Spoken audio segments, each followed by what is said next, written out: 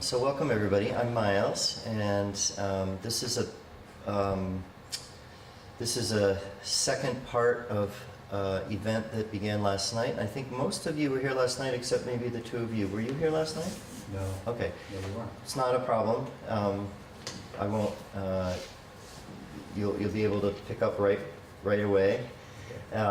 So what happened last night was a panel of, how many of us were there? 4 of us, and we were addressing the issue of climate change. I think the title is A Compassionate Approach, and the 4 of us that were panelists all had some background. 3 of us, I think, had a strong background in meditation and happened to be of the orientation of Buddhist, but that wasn't a defining factor as far as I was concerned. And then the 4th panelist was more affiliated with science, although she seemed to have a lot of compassion.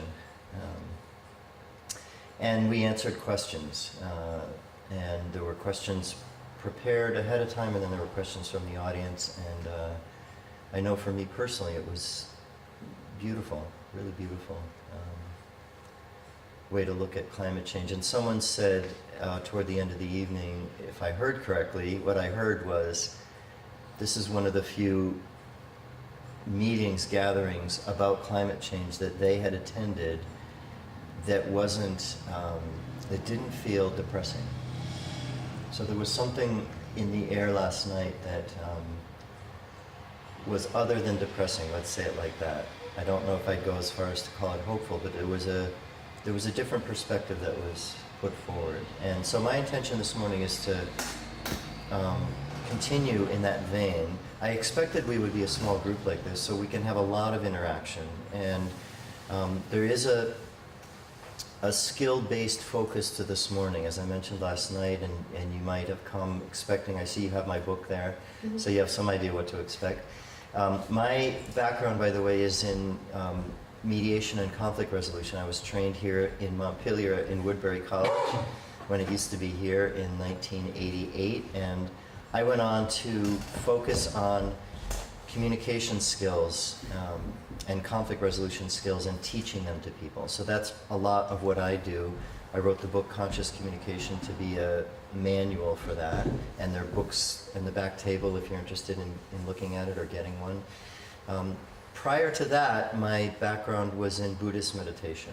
I've been practicing something called insight meditation since 1976. So this is my 40th year as a committed person committed to that practice of meditation. I now teach meditation and I lead retreats. So I was contacted by the Buddhist Peace Fellowship group to be part of this, I think, because I bring those 2 disciplines together, and today's going to be mostly about communication skills.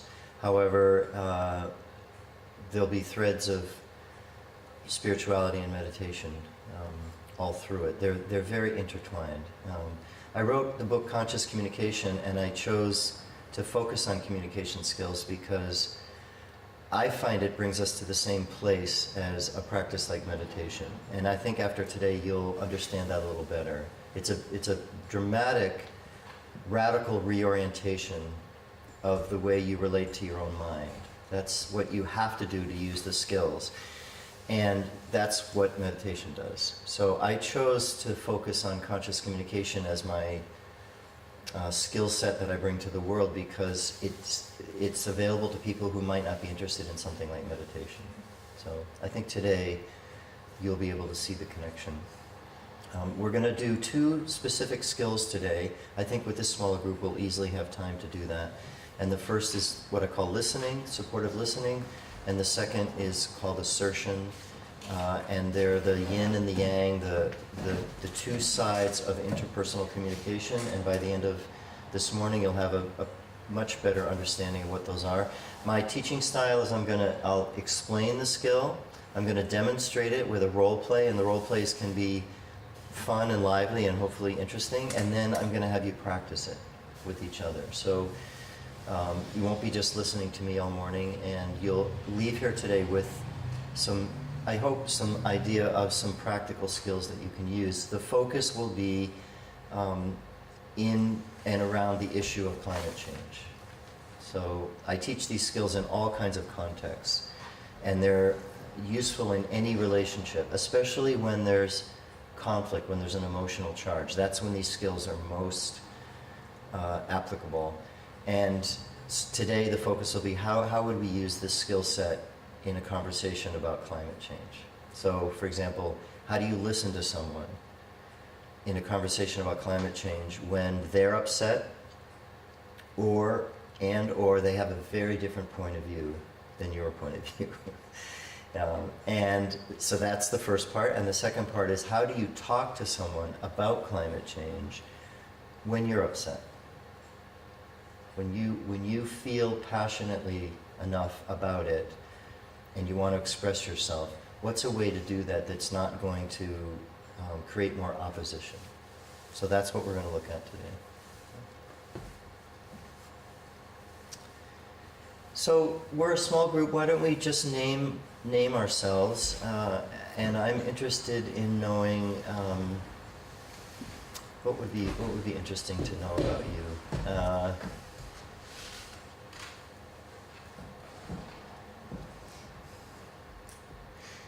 Let's just begin with name, and if you're affiliated with an organization or a group or a practice,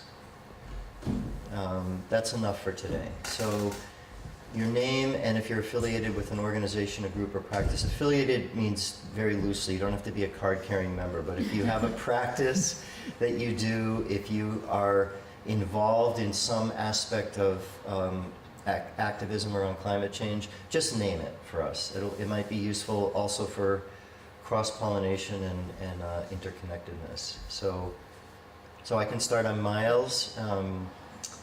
I live about an hour north of here, and I own and manage and run a small retreat center called Sky Meadow. I teach Buddhist insight meditation, and I teach conscious communication skills. And I'm not affiliated with any political organization, although I really admire and respect the work of organizations like 350.org. So I was honored when the Buddhist Peace Fellowship and representatives from 350.org approached me to do this. I feel very connected to the planet and to the plight of the planet. So. I'm Neville, Neville Burrell.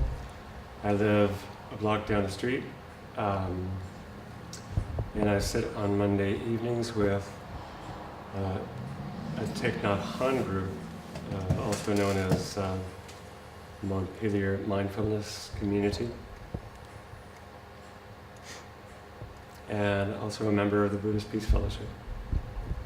My name is Magdalena, and I sit with this group, Monday night group, for the last 3 years. And before that, I did a lot of Shambhala on Wednesday night. And I'm very happy to be here. George Plum. I live in the town of Washington. Very fortunate to own a large piece of land and actually have a sacred circle of 8 large stones. So if you ever like to get away and meditate in a large circle with a 50-mile view, feel free to come out. Connected with Thich Nhat Hanh Sangha. And right now I'm an activist trying to get the state to support a carbon pollution tax. And I'm trying to get various organizations to endorse a carbon pollution tax, because that's the one big thing I think we can do policy-wise. In addition to our individual lifestyles. Just for some of you that might not know some of the terminology, you mentioned Shambhala. So that's you could say Buddhist affiliated type of meditation practice. Tibetan affiliated type of meditation practice. And George mentioned Thich Nhat Hanh, another Buddhist teacher from a different school, a different type of Buddhism, let's call it. I'm Pat, and I happily attend this church, and I also have since the fall been sitting with the Montpelier Mindfulness Meditation Group. My name is Mary. I live in Montpelier, and I'm a member of the Buddhist Peace Fellowship, and I'm a longtime student of Thich Nhat Hanh and an ordained member of the Order of Interbeing, which he ordained lay people in the middle of the Vietnam War. So, and I'm happy to be here. I'm Catherine. I'm previously labeled an environmentalist. So I was mentioning to George, an outgrowth of my master's thesis were questions. Through those questions, it's evolved into quite a large, loose, unaffiliated network of scientists that working in climate that have put a lot at risk, their professions and their lives in some instances. And that's now 30 years. In a very informal way, it's now instituted in 4 places throughout the globe. So I've been able to retire. It was, of course, unpaid all along. And then maybe 6 years ago, had the luxury of some time to and study Mahayana Buddhism. So I join whatever practice I can, basically not affiliated. And I've actually came last night and today with, rather troubled with some more recent news on climate. And it's important for me to go further and go deeper. I've done a lot of mediation international between peace groups, particularly with large donors, as well as connecting the scientists and helping them understand the value of one discipline contributing to another. But I come here with a very strong conviction that it is important to be able to share our beliefs to help, or just for those who are open about caring for Mother Earth and for ourselves as this more radical than I anticipated transition. Thank you. My name is Brenda, and I live in Montpelier, and I haven't practiced meditation or anything like that. I come here pretty much to learn and participate, and from reading this book, learning more about having a better communication with my partner, Jean, of 14 years, and that's primarily why I'm here. Great. My name is Gene, is in Eugene, and I'm not a member of any political organization, governmental organization. I'm just here for curiosity, and it seemed like an interesting day to spend. So that's why I'm here. Great. Welcome. So I'm Marcy from Mooresville. It's nice to see everybody I know and everybody I don't know yet. And I am loosely affiliated with the youth group in Montpelier. And my main connection to climate change is I gave up my car 12 years ago, and I hitchhike everywhere I go. So I apologize for being late, but the hitches came hard today. But the hitches that came were the perfect ride. That's always the case. So I just had some spectacular rides, but it's not always quite as dependable as the clock. Good. It's nice to be here. Yeah, welcome, Mercy. Yeah.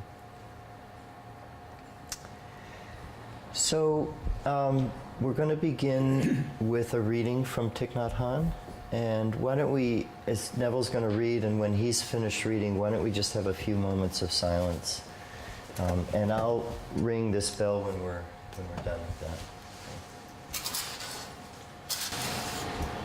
So this is a beautiful little book by Thich Nhat Hanh, a Vietnamese teacher, lent to me by Mary, and a love letter to the earth.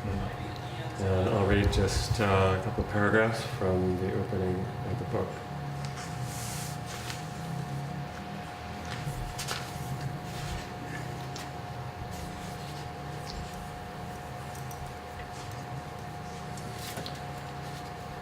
At this very moment, the earth is above you, below you, around you, and even inside you.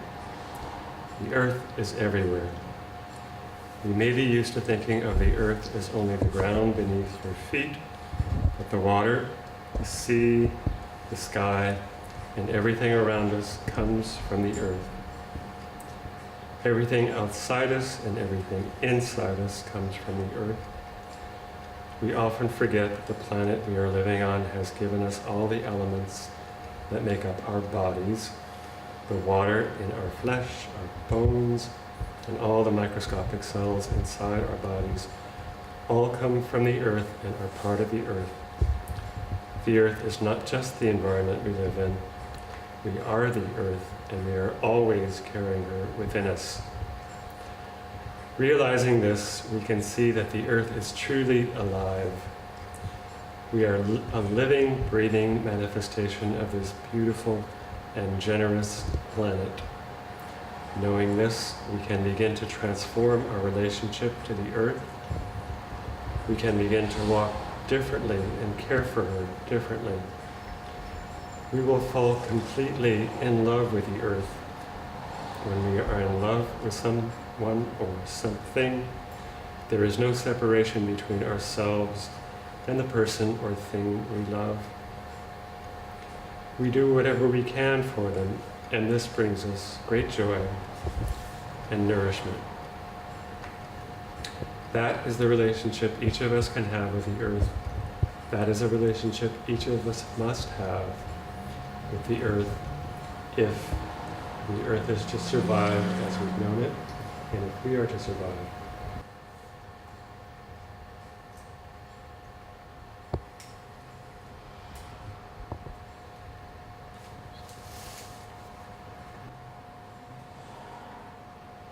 So just feel your body sitting in the chair. See if you can bring yourself present, notice sensations, the weight of your body against the chair, your feet on the floor. And as you breathe, as your body breathes naturally, see if you can allow your body to open and expand. Just relax, open, expand, and bring yourself here to this room, this circle.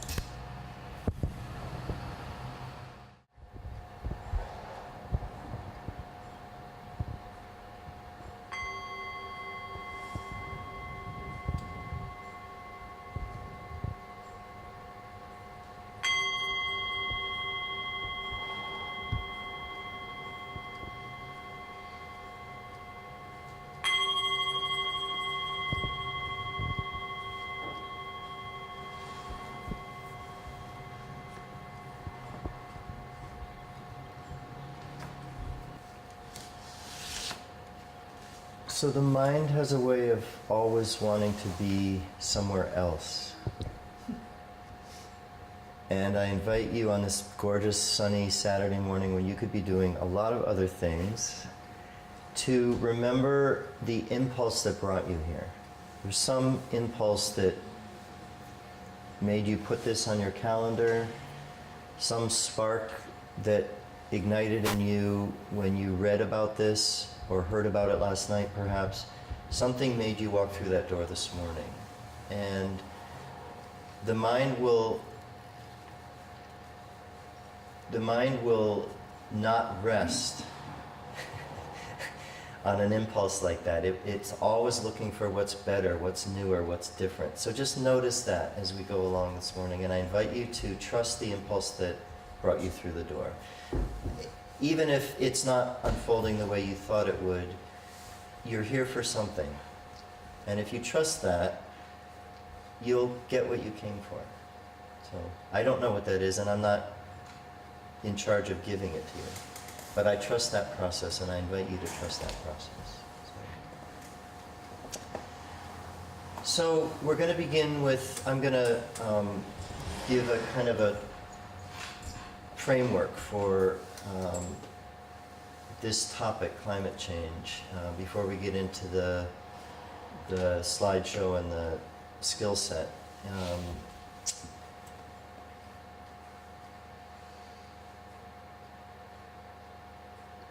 So my approach to this topic is that it's a symptom.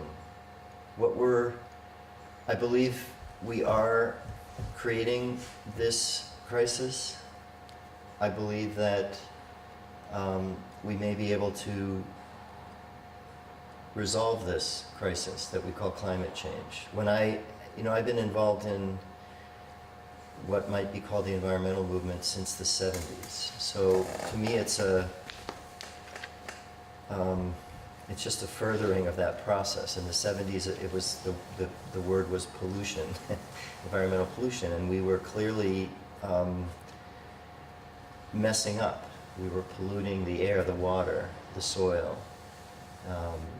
So now that mistake, if you will, has expanded to include the whole planet and climate, which is, initially kind of unfathomable that we could change the climate of this planet. And I think that's why we're seeing so much denial. Yeah? That human beings could be affecting nature on this scale. So I believe we are. I think that it's a symptom. And my interest is in what's causing it. How did we get here? Because we have a moment now, maybe a few moments, not many moments. There was discussion last night at the panel about how do you combine urgency, the urgency of this crisis and wanting to do something about it, with a practice like mindfulness or meditation or presence. That's a wonderful dichotomy to try to hold. So we have some moments now to look at the situation that we're in. I think it behooves us to look very directly at this situation. Last night on the panel was a woman named Anne, who's from the Union of Concerned Scientists, and she spelled it out for us. Again, we're in trouble. You have some breaking news about this. We're in trouble. The ship, the ship is taking on water fast. And the ship of Earth. So I think it behooves us to look directly at that.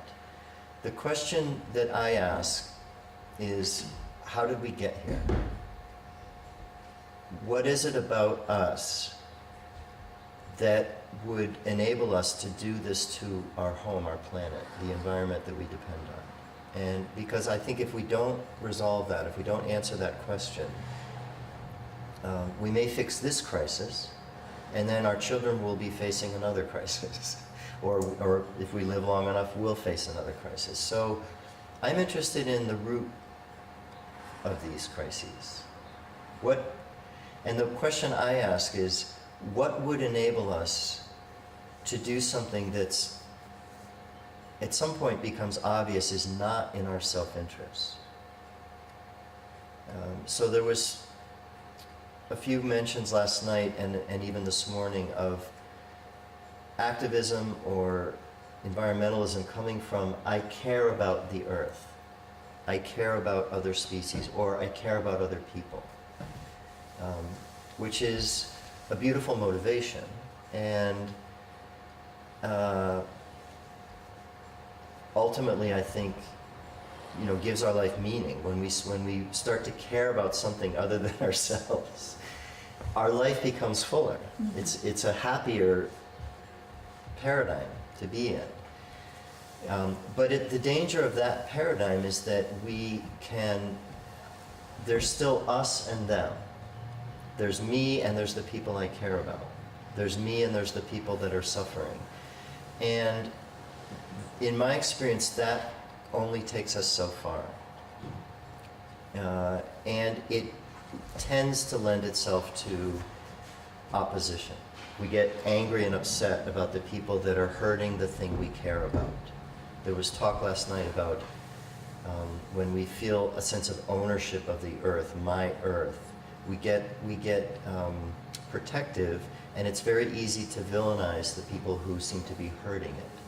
So, whereas I think there's a great benefit in feeling responsible for the earth, feeling a sense that it's our home, that I don't think is going to solve our problem. And in fact, I think it could create more problems. So I want to just briefly elaborate on that. There was also some talk last night about how this is a beautiful moment, how this is a exciting moment in our human evolution on Earth. And the moment that we're talking about is the recognition that we could undermine the natural systems on this planet to the degree that it no longer supports us, to the degree that life as we know it, human life and perhaps animal plant life, would be permanently damaged. That's a profound moment if you look at it directly and accept it. And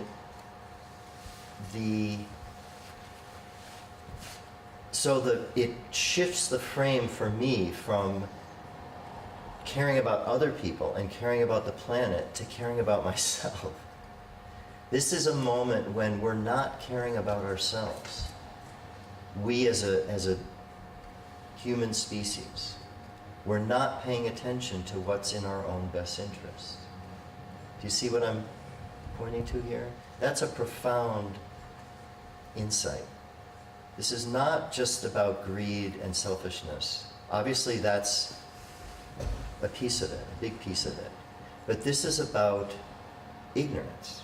This is about we're not actually acting in our own self-interest. If we defeat the planet, we defeat all human life. We defeat ourselves. So there's a missing piece in the way, and the way I look at it is in the way that this mind works. There's a big, dark, empty spot that I don't get, that I'm not seeing. I meaning the human mind, the human race. There's a piece of this that we're not seeing because we're on the brink of self-annihilation. You know, almost suicidal. And we can't stop ourselves. You know, I thought in the 70s, the writing was so clearly on the wall, and some of you that remember that might be able to understand what I'm saying. I thought it was so crystal clear that we had to do something or we were going to die. And I thought, it'll just happen. Everyone's going to see it. And then we went through the 80s and the 90s, and now we're in 2016, and people aren't seeing it. So we haven't significantly changed the paradigm. And what is at the root of it, in my experience, is a programming of the mind. It's the way your mind is oriented. It's the way your mind is set up. That's the root of this. And to be very simple about it and clear and sort of segue into what we're going to do today, your mind is set up as a separate, private, individual mind inside of a separate individual body with a separate name that you call yourself and a separate personality and a story and an identity. That's the setup here. It's the basic framework. And it's everything that we do comes from that program.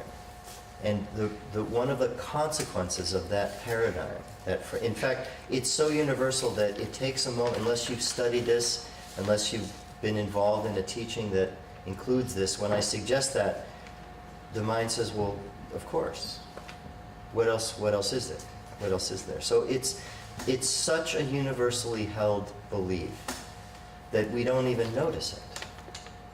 So I'm bringing it to the surface so we can look at it for a moment, because out of that assumption that you are this body with this private mind, with this separate identity, comes what we call the separation. Everything else is separate from you, outside of you.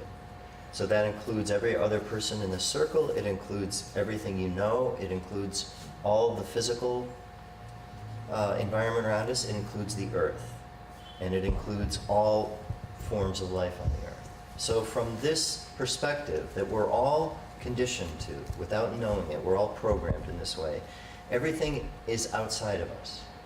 And everything then becomes an object, objectified. There's no other way that it can be that. And when we objectify nature, when we objectify the earth, when we objectify each other, when everything is something outside of us that's not us, where we stand today on the brink of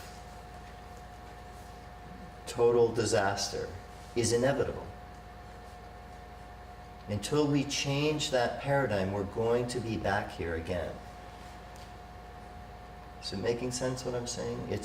That's the source of the problem, is seeing yourself as separate. And you can't undo that by listening to my words.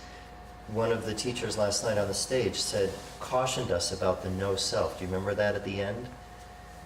One of the audience participants said, well, Buddhism teaches no self. That's the answer. That's the way out. And the teacher said, be very careful about that.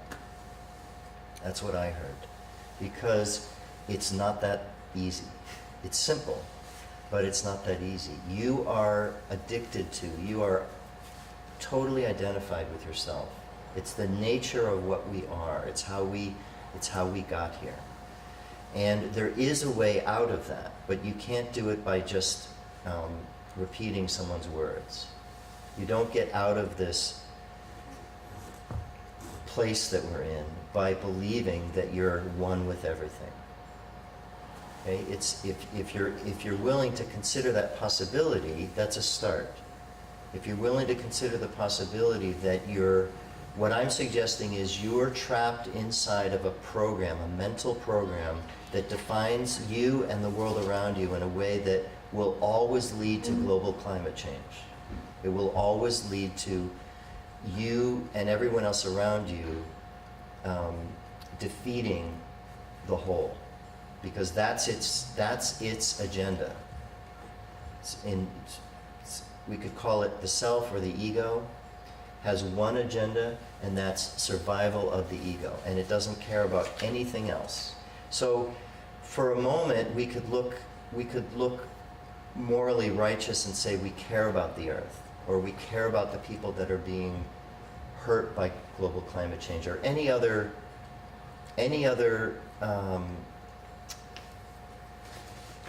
campaign that you want to join. And we feel really good about that. I care about the earth. I am going to save the earth. I want to save the earth. It won't work as long as you see the earth as separate from you. And this was highlighted a number of times last night in beautiful ways, I thought. incredibly powerful, beautiful ways. Can I take 1 minute to actually read my notes on what he said? From last night? Yeah. Please. And he was, would it be useful to identify who that was? I'm sorry, but I didn't get the identity of the other people. It was the person that was next to you. Michael? Oh, was the audience member? No. No. Alan. It was Alan. Oh, yeah. Yep. His name is, again, no, it's his title, Alan Field, and he is avid at the Upper Valley Zen Center in White River Junction. We are empty of excuse me. We are empty of separate identity, but live this life as humans who have needs and wants. The absolute truth, we are not separate. The relative truth, we live as separate beings. We proceed with a separate knowledge of the world. Selflessness opens the door to true love. We need to be skillful in a relationship to ourselves and the world. This is the last thing that I got that he kind of said. Is, what is my capacity for living selflessly while paying attention to self-care?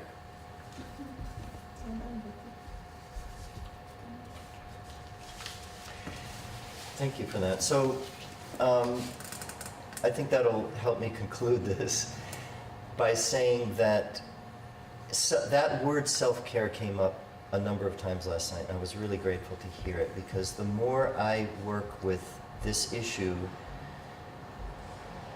as a primary motivation, I would say in my work a primary motivation is I care deeply about the earth and all of life on the earth, and I feel a lot of grief about what we're doing. I love nature, and I have an amazing connection to it. And it's really painful for me to see what we're doing.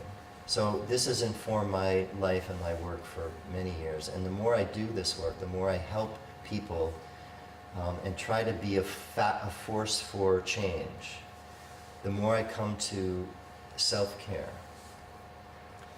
And a concept from the Buddhist teaching that has been very helpful to me is what, and in my judgment, Buddhist teaching is all hearsay. Any teaching that you hear is hearsay, so just keep that in mind. It's a rumor.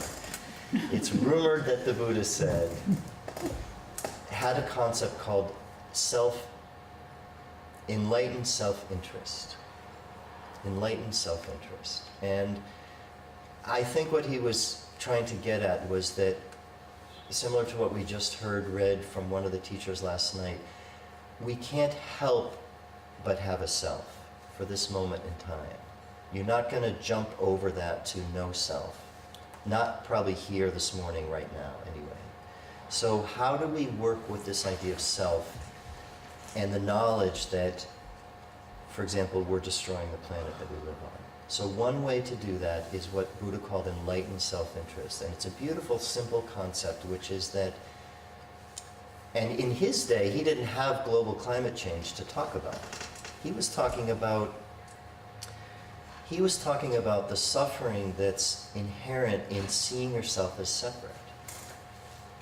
That just the experience of being in this separate body, and I think in a moment, if you haven't connected it to your life, you'll see this, it's extremely painful.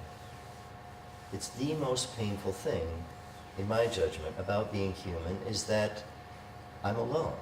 I can join with groups, I can connect with people, I can belong to something, I can be very intimate with another person, but at the end of the day, there's this sense that I'm alone. And that I judge to be the most painful part of human existence. Buddha said, enlightened self-interest is when you begin to see that your interests, your needs are no different from the people around you. You begin to recognize that we're all in the same boat, that we all have the same basic suffering. That's why he focused so much on suffering in his teaching, not because he wanted us to be depressed, but because suffering is what ties us together. We're all suffering, and we're all suffering for very much similar reasons. And Buddha recognized that a way out of that was to begin to identify yourself as bigger and bigger. So not me sitting here alone, but us as this circle, and us as the city of Montpelier, and us as the state of Vermont, and keep going. So he called that enlightened self-interest.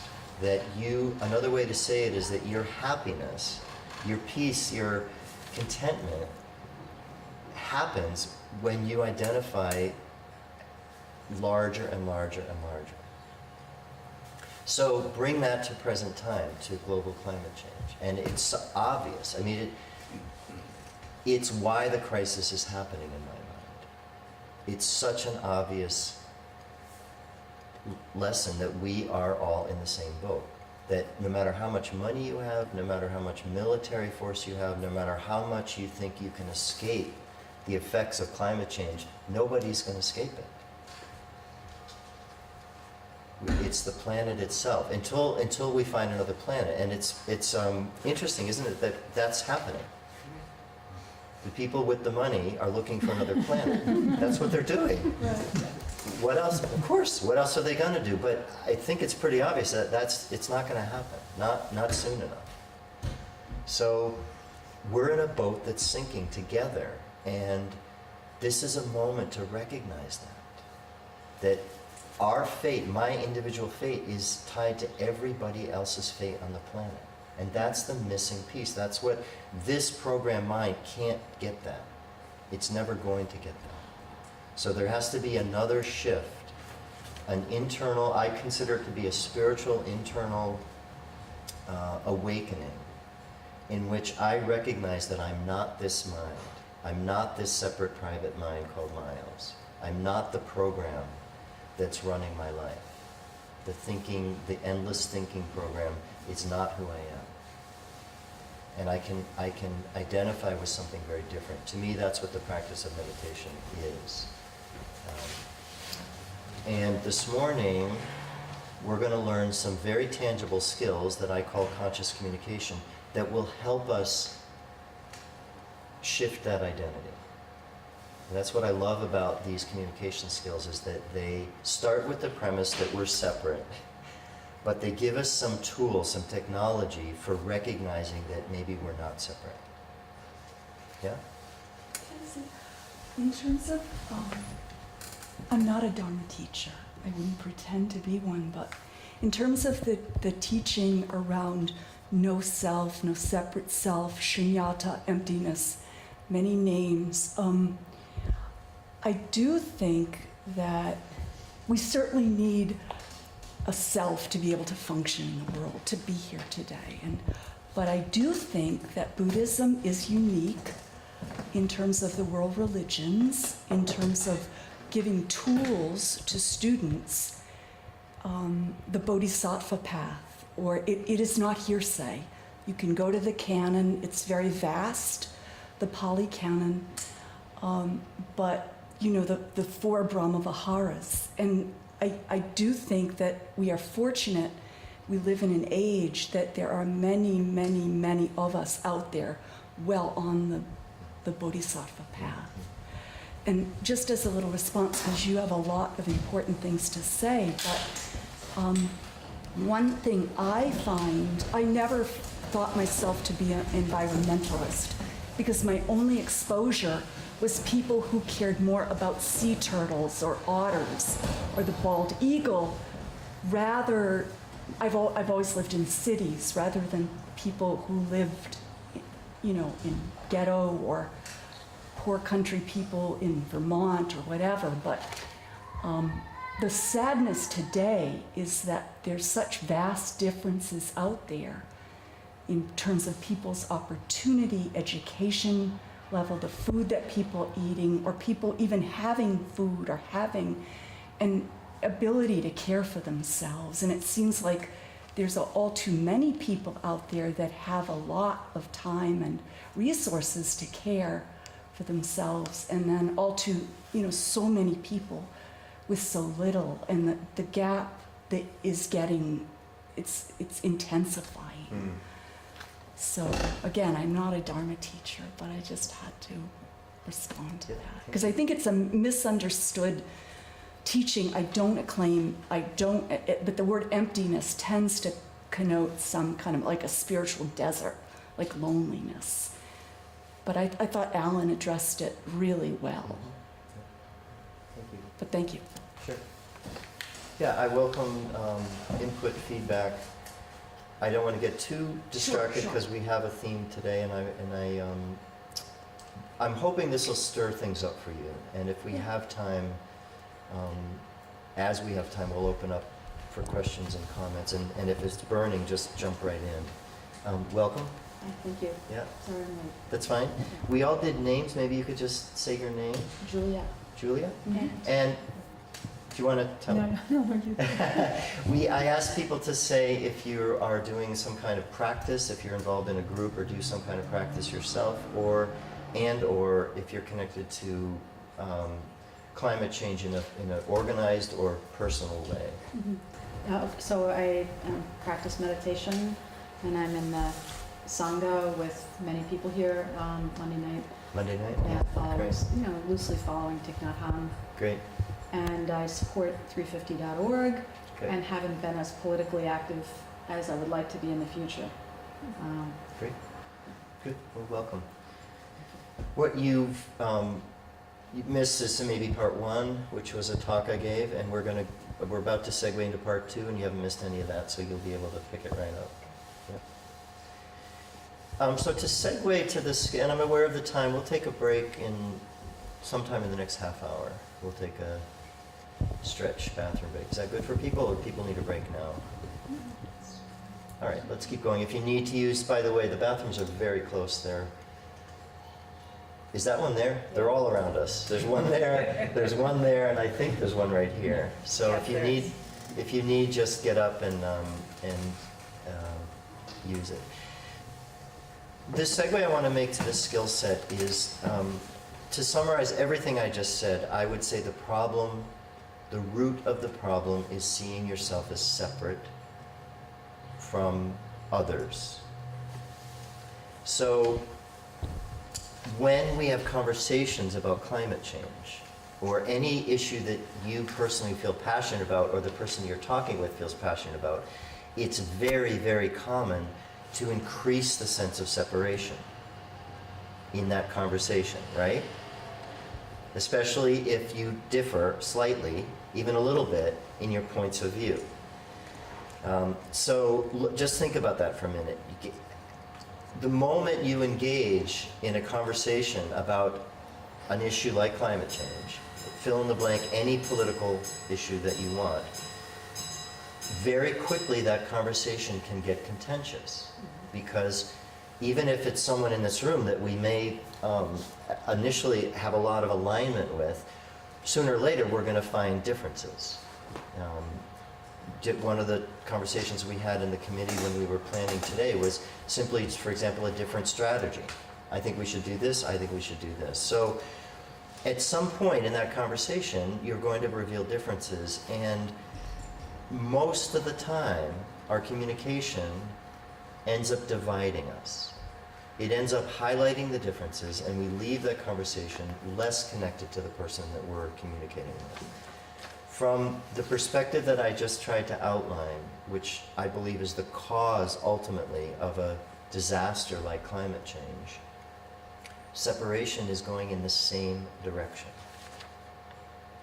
So if you and I leave a conversation feeling more separate, this is a little dramatic, but I'm going to say we have increased climate change.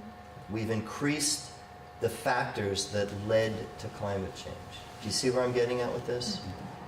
So this is how I break it down, and you can see the implication. I'm trying to go back to the beginning. Honestly, I'm trying to find, where did this start? And I believe we have a unique moment in history because we can sit in this room and talk about this. None of us in this room have to be out foraging for our dinner tonight. None of us in this room are having to arm ourselves so that when we walk out on that street, we're not going to be killed. We're in a very fortunate, very unique circumstance in which we have time and space and safety to ask, how did this happen? How did we get here?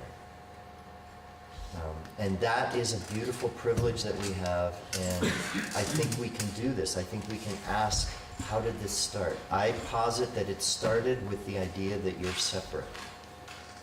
So one of the pieces of work I do called conscious communication is how do we communicate? Is there a way, is there technology, are there tools that we can use to communicate with another person that will help us connect rather than disconnect?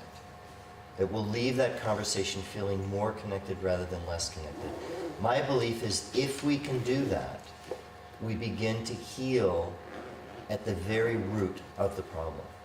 The very thing that ultimately causes climate change, we can begin to heal it. And if we don't heal it there, we'll just repeat it again.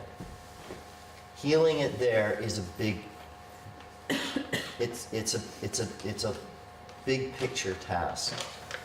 But I think that's what we're here to do. So what I want to do today is give you a tool, a couple tools for doing just that. And keep in mind that this may feel like it's a tangent from the problem. It may feel like I should be out there marching, I shouldn't be in here doing this. Just suspend your resistance and try it out. That's all I'm asking. And after today, you'll find out whether this might be useful to you or not.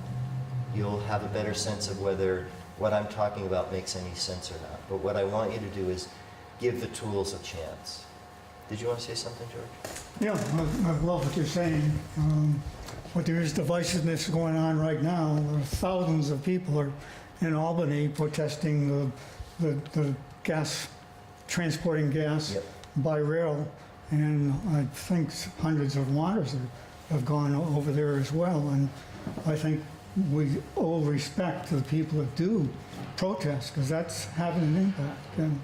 And so I would just suggest we take a couple deep breaths and send good energy to the fellow Vermonters and all the people that are made the effort to, and quite an effort to go to Albany, New York to So protest. just to fill in a few blanks, George is talking about a action that's taking place today in Albany, New York. I understand it's about the train or the pipeline? Train. It's about a train that's transporting gas by train. That's transporting oil by train. And a lot of people that we know, some of us know, are there, and George is suggesting let's just take a moment to recognize their action and the way that they're putting their energy and be grateful for them. Let's just take a moment and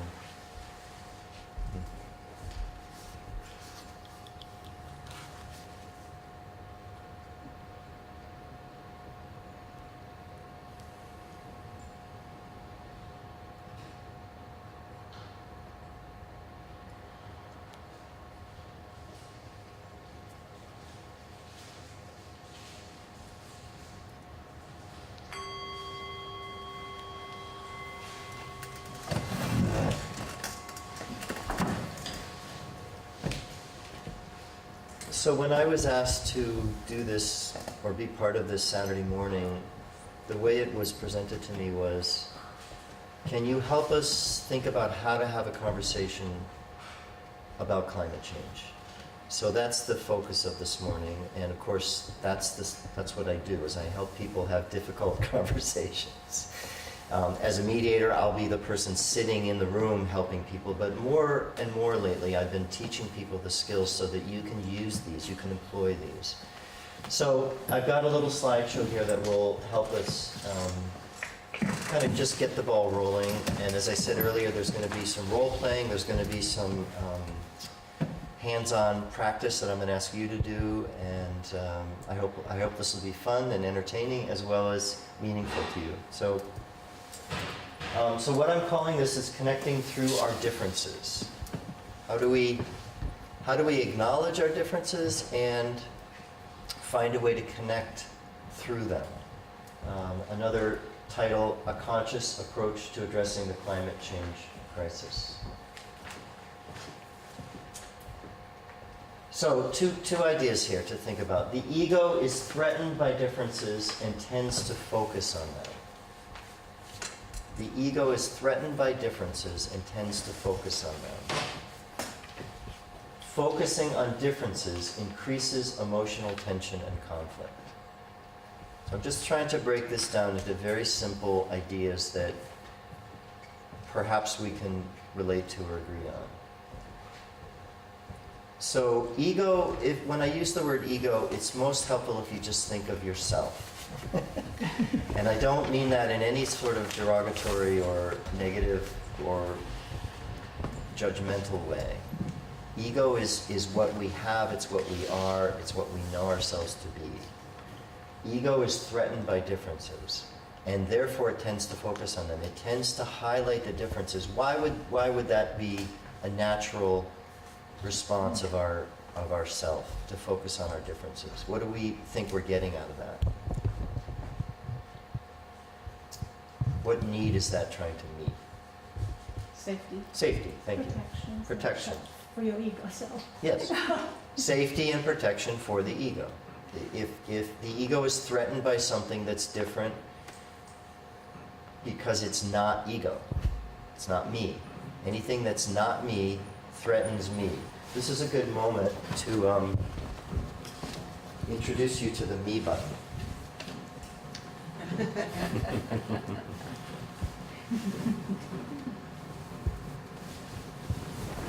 So this is how most of us go through life most of the time.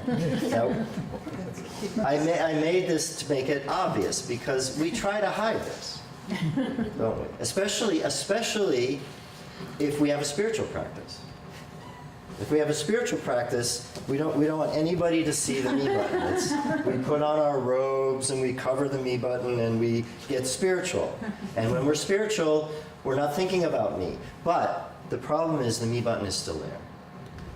Until it's not there, it's there.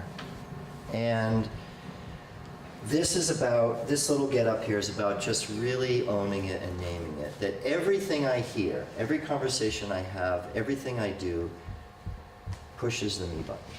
It activates the me button. The ego is threatened by differences because it's not me. You're not me.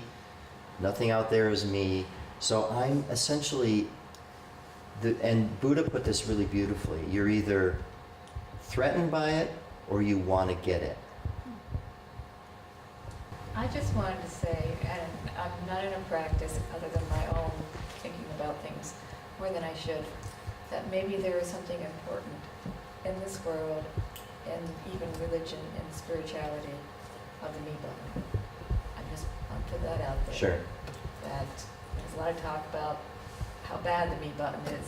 I'm not saying that's not true, but maybe what we're missing is looking at what's the good of the me button. Sure.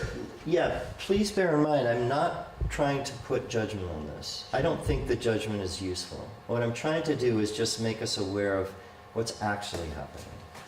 We have a self, we have a me button, and it's constantly being activated. And to pretend otherwise, or try to shoot over that, is what I said earlier, is not helpful. Okay? So what I'm trying to show you this morning is, in the process of communicating with another person, how does the me button work, and how can you deactivate it? Okay, let's talk about it like that. It's going to be there, and there may be a way to deactivate it so it's not running the show. That's what I'm trying to get you to see. And I'd like to take all judgment off the table. The me button is neither good nor bad. It exists, and it has consequences. I judge that one of the consequences of the me button is global climate change. So I also judge that global climate change is neither good nor bad. The me button is neither good nor bad, and global climate change is neither good nor bad. If you can follow me there, and I know that's a stretch for some of you, then we're on the same page. There is a consequence of the me button, is my premise this morning. The consequence is global climate change. Okay? So the ego is threatened by differences and tends to focus on them. So when I wear this, I'm going to focus on all the ways you're different from me so I can protect myself for safety. Okay? But as we're learning through global climate change, it's not real safety. Do you see the connection there? That's what's so beautiful about this crisis. That's what's so beautiful about the fact that we're destroying the earth, so it can't be about our safety anymore. this is not actually taking care of my safety. It's not working. In the name of this, I'm undermining what my life depends on. So there's a disconnect. Something's wrong with the picture. Okay? And then we follow this. If we focus on differences, we're going to increase emotional tension and conflict. And I bring that up because in your conversations with people about climate change, notice your mind's tendency to do that. That's the main way that you can use this teaching I'm giving you today, is be aware of your own mind doing this. You're not going to change it right away, but if you're not aware of it, you can't do anything about it. Then it's totally running the show. So be aware of how in your mind you're looking for differences, and you're highlighting those differences, and in some way you're threatened by those differences. Okay? So what's going to happen next here? Opinions will often differ, even among people who see things in a similar way.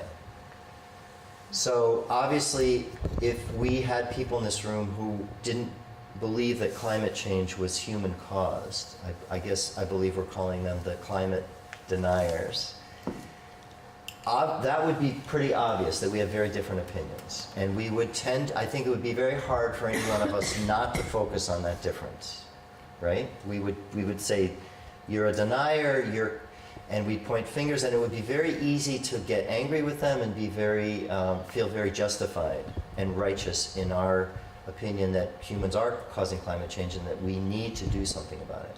Whereas the other group says, this is just a natural cycle that the Earth is going through, we're not causing it, and there's nothing we need to do different, right? Doesn't that make you want to strangle somebody? All right, so we've been there. By the way, a great film that brings a lot of this to the surface, and I think it's been showing a lot lately, is This Changes Everything, Naomi Klein's film. And she does this amazing thing there where she's at the climate denier conference, right? Incognito, I assume. And she's filming it. And it's powerful. People are getting up on stage and they're saying, this is nonsense, this doesn't exist. And you can just feel the rage, the coming up in you. So the ego focuses on differences. The ego focuses on differences. There was a showing of This Changes Everything right here last winter in this room. And I would say everyone in the room was anyone here that evening? Yeah. Right, so I think we were all kind of members of the same choir, and there was a lot of tension and a lot of people with really different ideas about how to change, what needs to happen. It's urgent and at loggerheads, and it was just a perfect demonstration of that impulse to separation. We all love something, but there's an absolute right way to do it, and the other guy doesn't have it. So opinions will differ even among people who see things in a similar way, and that's exactly what Neville's illustrating. So here's the conclusion that I draw from this. Focusing on opinions sets us up for opposition and division. Simple idea, very hard to know what to do about it, because what else is there to focus on? What we hold in common. Opinions that we hold in common? Feelings. What's a feeling? A physical and emotional and vibrational response to something outside ourselves. Great. Now we're talking. That's a feeling. A physical, vibrational, emotional response to something outside of ourselves. That's a feeling. And I totally agree with you. That's what we have in common. So let's stretch this a little bit. What emotion, what feeling is going on in a climate change denier? Fear. Fear of what? Fear of the unknown, fear of death. No, no. I don't think that's... What's their story? Why don't they want to accept climate change as a humanly caused I think they have a pretty clear agenda. You might have to change if you accept. Change what? Your behavior or. Yeah, but what is it that they're doing that they don't want to stop doing? Fear of being controlled. Okay, I'm thinking money, Sure, greed. industry. Greed. Greed, we could call it greed. That has a bit of a negative connotation. All right, look, everybody in this room needs money. I don't think any of us here are living completely without money. We might be going in that direction, and it's admirable, but we all need money. We all do something to get that money. Climate change deniers, same boat. They need money, they're doing something to get that money.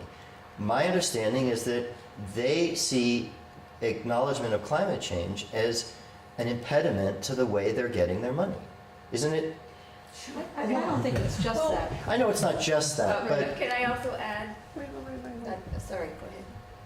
Yeah, I mean, I think the broad thing is change. Like, change might mean that, well, you know, when people believe in climate change, they think that there's some disastrous things coming. you right, know? no, I know it's not just that, but Right. just follow me on this one little Okay. thread. I make my money running a retreat center. If you come to me and say, you got to stop running that retreat center because it's damaging the planet, chances are I'm going to feel threatened by that, because what you're asking me to do, what you're threatening is what I consider my source of survival. Right. So I just want to look at that one thread. There's many, many other threads, but let's just follow that one thread. So when you're having a conversation with someone who's in denial of climate change, what are they feeling emotionally, vibrationally? What's going on in them, and why?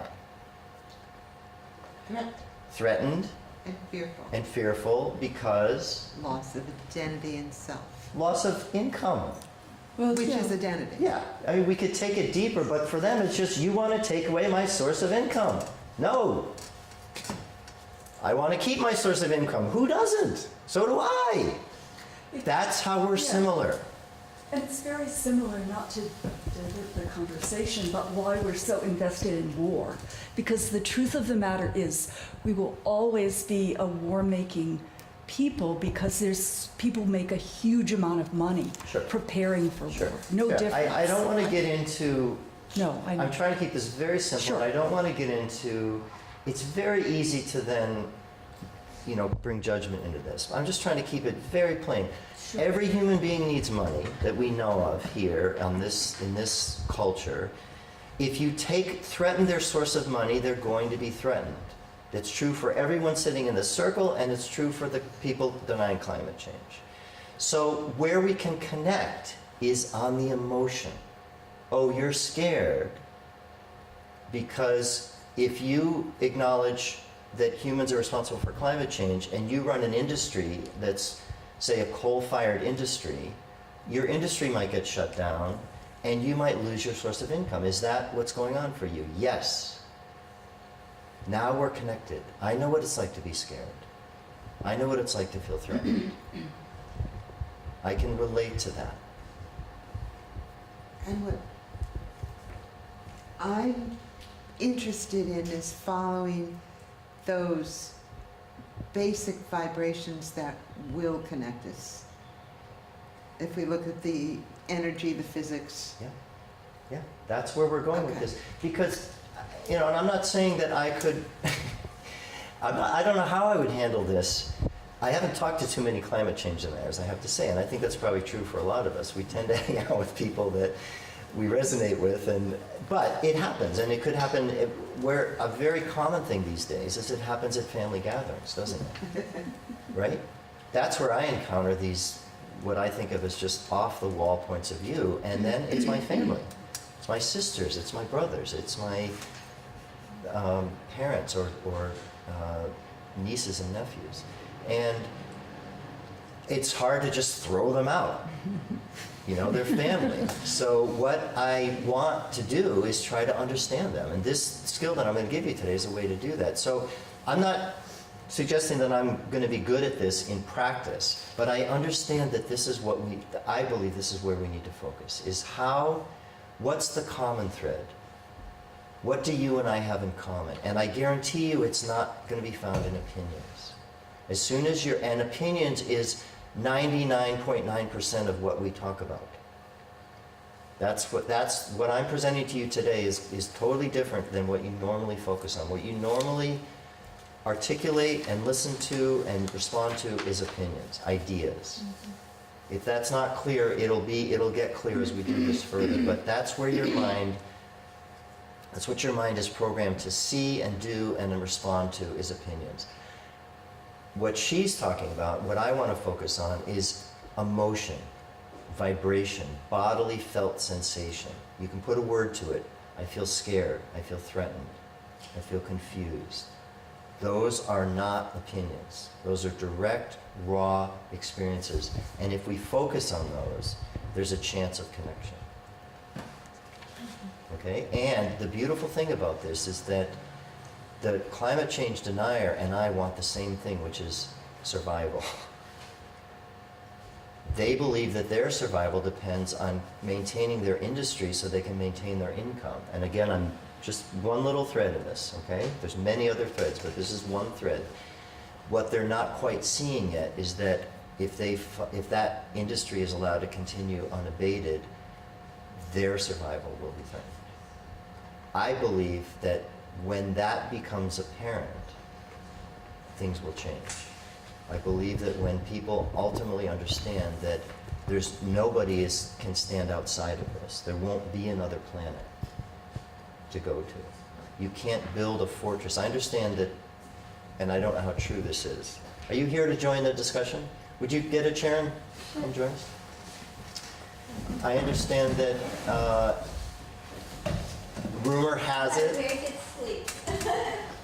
At my bed and breakfast. Rumor has it that people with the means are building fortresses to withstand climate change. Boats? Sure.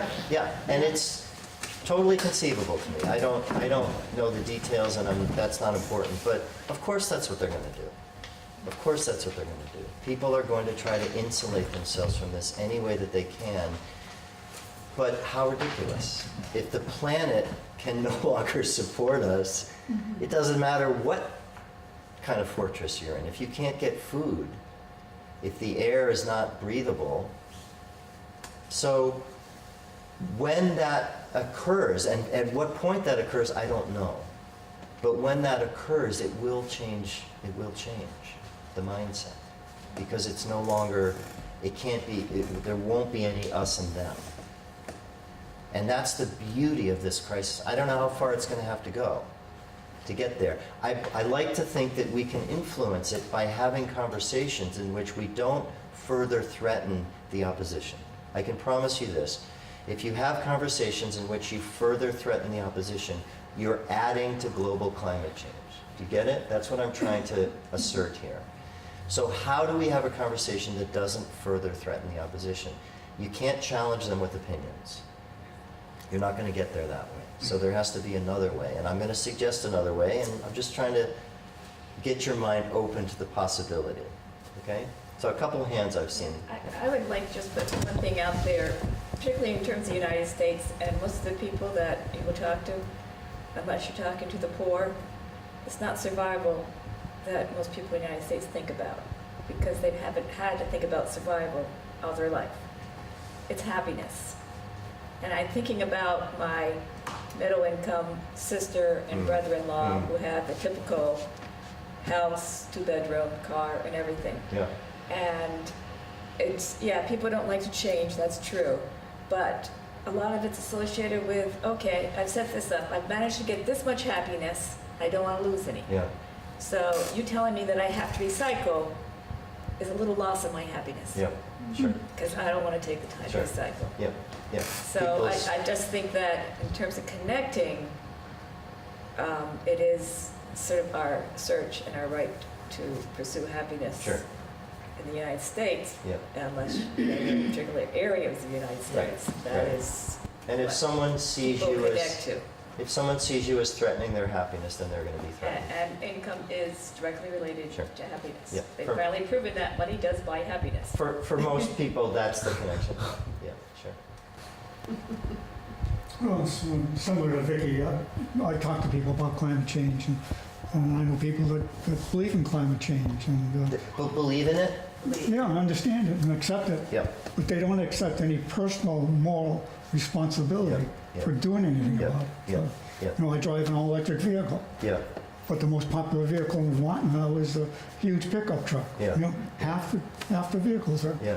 you know, no, in a sense, no moral responsibility whatsoever. Yeah. They So it sounds like could that's go on jet plane to go to the Caribbean or Yeah. to the Middle East on a cruise, Yeah. which It is sounds the like worst that's thing you really can do. frustrating for you, George. That- Oh, boy. So I you're want to give them the frust- finger, but I don't. Okay, so you're upset with them. Huh? You're frustrated and upset with them because they acknowledge climate change, but they don't want to do change themselves in any way. Yeah. Okay, I can see how that would be really upsetting. All right, before we go, let me just see what the next slide is here. Okay, before we go to what do we do instead of this, I'm going to do the first role play. Neville's agreed to role play with me, and I'm going to demonstrate what happens when the me button is activated and we focus on opinions. And as we've already said, this is going to further separate us. So I'm going to show you, demonstrate some of the things we normally do that I don't think are very effective. And then I'm going to show you an alternative. All right? And the topic is the same topic that I'm going to split you into pairs. You know what? Before we do this role play, why don't we take a 5-minute stretch break? It's 10:30, and I promised that we would do that. So as soon as we come back, you're in for an entertaining role play with Neville and I. What not to do.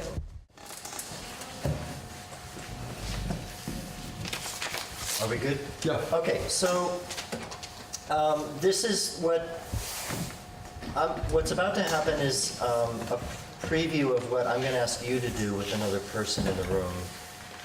Although I'm not going to ask you to do it the way I'm going to do it right now. So I've asked Neville to role play with me, and the question that he's responding to, the same question that you'll be responding to shortly, is talk about what's going on for you when you think about climate change and this topic, this issue. What comes up for you? How would you express your feelings? How's it affecting you? And it's brief. We don't want to go into a long. Monologue. A great example is what George just said. So George just was something that came up in the conversation, reminded him of people that he knows who understand climate change, but they're not doing anything about it, and how he felt about that. So that's what I want you to do, is just pick one, let's put it like this, pick one part of this conversation to verbalize. And what I'm going to demonstrate first is what happens when it goes through the me button. Okay, so this is what I would call normal listening, and it's not what I want you to do today. All right, but I want to demonstrate it so you can feel it and see what it sounds like. The consequence of it going through the me button, what I'm trying to suggest is that Neville and I will leave this conversation feeling more separated.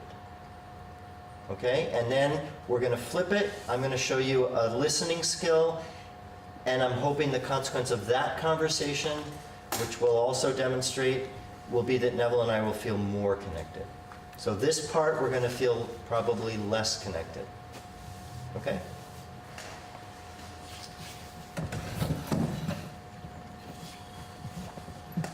Hey, Neville. Hey, Miles. So what are you thinking about these days and feeling? I'm feeling a lot of frustration. Sure makes me anxious. I see what's possible for all of us as a way through, and I see a lot of people obstructing or denying. Makes me really sad. You know, it's not that big a problem. I've been thinking about this too, and I think we're going to solve this. Technology today It can do anything. I mean, look at the new technologies that come out every week. There's something new, and we're gonna fix this. You know, don't worry about it. Let's go have a beer. It doesn't do it for me. I'll turn on the news and I hear where we're heading, and I hear what's already what a lot of people are already facing. I feel like I gotta do something. I don't know what that is. What you need to do, Neville, is more meditation. You need to be calmer, you need to be more centered, and then this stuff just won't bother you. It'll be like water off the back of a duck. I can help you do that. Something missing. Okay, I don't want to dig Neville too deep into a pit of despair. Thank you for that. I could go on. There's many variations of those types of responses.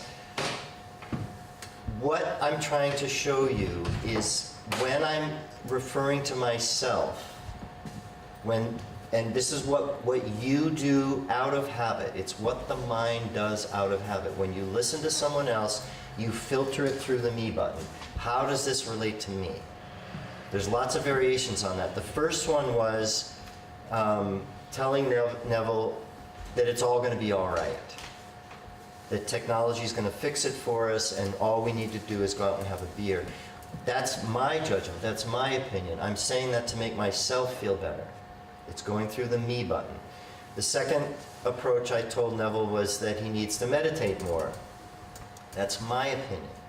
That's my solution. It's going through the me button. So everything Neville says, I'm filtering through, how is this about me? How does this relate to me? It's pushing the me button. And when it's coming from that place, we're going to leave the conversation just as separated or more so than we were before we started. That's what our normal habit of conversation does. We're not intending to. We're looking for common ground. We're looking for opinions that we can agree on. That's how the ego does it. The ego tries to connect with other people by agreement on opinion. And Neville and I might agree on a lot of things. Climate change exists. Humans are causing it. It's a big problem. It's, I feel terrible about it. We might agree on all those things. But the more we talk about it, I promise you we'll find things that we don't agree on. And remember the premise, what I'm offering you so far is that the ego is going to focus on the disagreement. It's going to focus on the differences. And when it does that, as soon as I find how Neville and I are different, my mind is going to focus on that and separate us, because that's its agenda. Your mind has one agenda, which is to establish how you're separate from everything around you all the time. And if you follow that through, you can see how that's a disaster. It's the cause of climate change. It's the cause of war. It's the cause of our problem. Is that we're operating under a program that wants to see us as separate all the time. So any conversation I have, I'm going to be looking for how is it about me, and it's not going to be satisfying to Neville, and we're going to end up feeling more distant from each other. Okay? So what I want to show you and have you try right now is another way, a different way. And it's a technology, it's a tool, it's a skill. It's going to sound artificial, it's going to sound mechanical. Just bear with me here, because I found that without a mechanism, without a tool, without a way, this isn't going to happen. My mind is going to keep going back to the me button. So the tool, what the tool does is it allows me to take off the me button. Ta-da! It's not about me anymore. So here's what I'm getting at. Real connection is not about having the same opinion. Real connection is recognizing how we as human beings are similar. Our opinions are one way that we might be similar, but opinions are like the clouds in the sky. They come, they go, they move around. If we base our connection on opinions, it's entirely fragile and very prone to fragmenting at any moment. So we're looking for other similarities. And as has been suggested here, and I'll add to this a little, focusing on raw emotions and basic needs sets us up for understanding and connection. Why is that? Raw emotions and basic needs helps us feel connected. Why does it do that? Because we are human. We're human We and have basic, we have the same feelings. we're human and we have the same set of raw emotions and basic needs. This is what I was trying to illustrate with the example of the corporate climate change denier. What needs do we both have in common? Money, safety, security. We all have those needs in common. If we can focus, and we all get scared, angry, frustrated when those needs are threatened. That's what we have in common. That's where we can connect. So what I'm going to show you is a skill, a listening skill that focuses on that. It does not focus on opinions. It sets the opinions aside. And it focuses on what's the raw emotion and what's the basic need that's being expressed. And to do this, you have to remove your me button. And that's not easy to do. I did it, in one quick movement with this t-shirt. But removing the me button, allowing someone else to have their own emotions and needs and recognize them as common, but not yours at that moment. That's the key to this. And what that does is it engenders empathy. This is where we get to empathy and compassion. Empathy is being able to recognize another person's emotions and needs as theirs, not yours, and knowing that you have similar ones. So in other words, putting yourself in their shoes. So that's what I'm going to demonstrate here. And I believe this could be very valuable to us in any conversation about climate change. So let's see what that might look like. So what I call it is listening to understand. And another way to describe it is using your heart to understand what the other person is feeling emotionally and needing. You can't do this very well with your head. You can start the process with using, you can say the words I'm going to give you. It's a mechanism, it's a tool. You can pick up the tool and use it. And for today, that's probably what you're going to need to do because it's mechanical at first. But the idea is to get connected to your heart, not to your head. To feel in your heart, how is this person feeling emotionally and what are they needing? So that's what you're listening for. I call it listening. And the only agenda is listening to understand. I'm not trying to change anything. I'm not trying to fix anything. Did you notice in the role play we just did that I was trying to fix Neville's problem? Don't worry about it. Technology's going to take care of it. Let's go have a beer. Or you just need to meditate more. I was trying to fix his problem. This listening I'm going to demonstrate doesn't try to fix anything. And that's what's so different, radical, and difficult about it. So just watch it for a moment and notice the impact of it. This is what it actually sounds like. This is the tool. For some of you, this is familiar. For some of you, this might be new. But this is the tool, and this is what I'm going to show you, and this is what we're going to practice a little bit here this morning. So it's 3 parts, and it helps me focus on what's Neville feeling emotionally, what event is triggering his emotion, and what's the impact it's having on him. That's all I'm listening for. And by using this formula, this mechanism, this tool, it gets me out of the me button. It's what allows me to take off the me button. Okay? If I use this, I don't need the me button. If I don't use this, I'm going to fall back into the me button.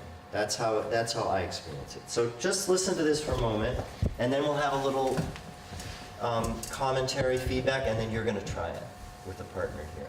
Okay? Hey Neville, what's up? Oh, just feeling really rough. it's a beautiful day out, and I can't get this. What's going on the planet? It's weighing heavy on me, and I wake up sometimes. I just look at all that we value, about what we love about this planet, and everything that matters to me, and I see it going down the tubes. I just want to.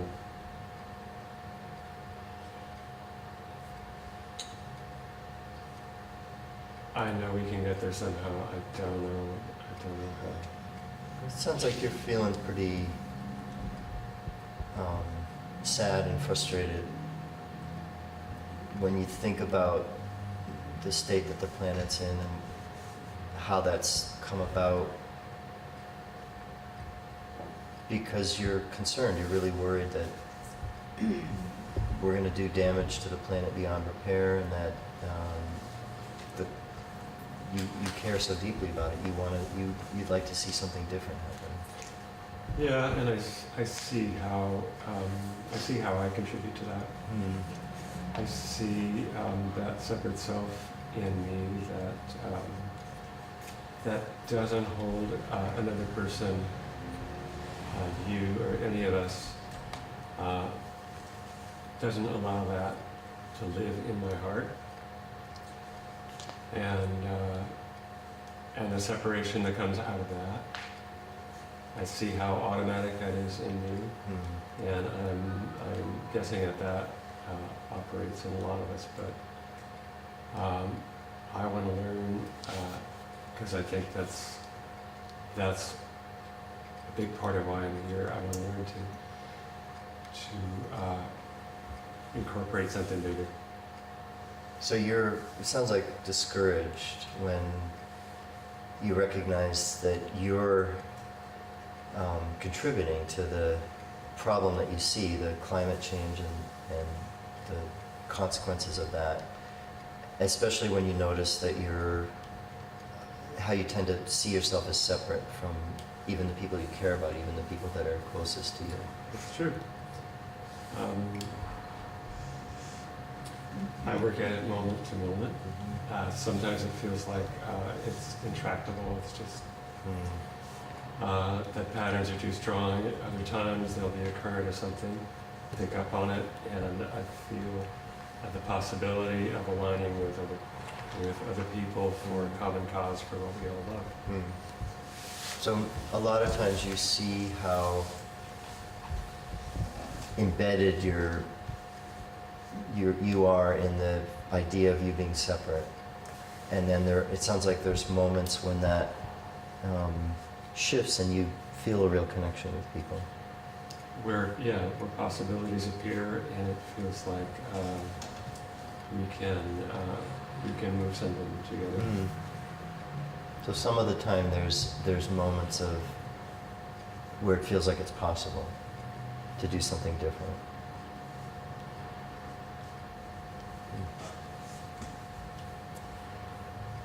Let's stop there. So, what did you see happen there? How did Neville respond when I used this skill? What did you notice? He opened up more. Went a little deeper? Went a little deeper. Yeah. Yes. Went a lot deeper, I would say. Yes. And didn't it become clear that there are layers? He went to different layers of how he's experiencing climate change, the impact it's having. So it opened up layers. So one consequence of that is that he's getting to share from a deeper place, and I'm getting to see him from a deeper place. What does that do for our relationship? How does it affect our relationship? It connects us. It connects us. Right? Because I'm seeing him. He's allowing me to see him, and I'm seeing him. That's what's happening. And he's going a little deeper. He's allowing a little deeper part of him to be seen. What else did you see or notice from that? I noticed you didn't express your own connection to that. You just listened and acknowledged, but you didn't connect in a way. I think you know what I'm saying. Yes, so the me button was over here.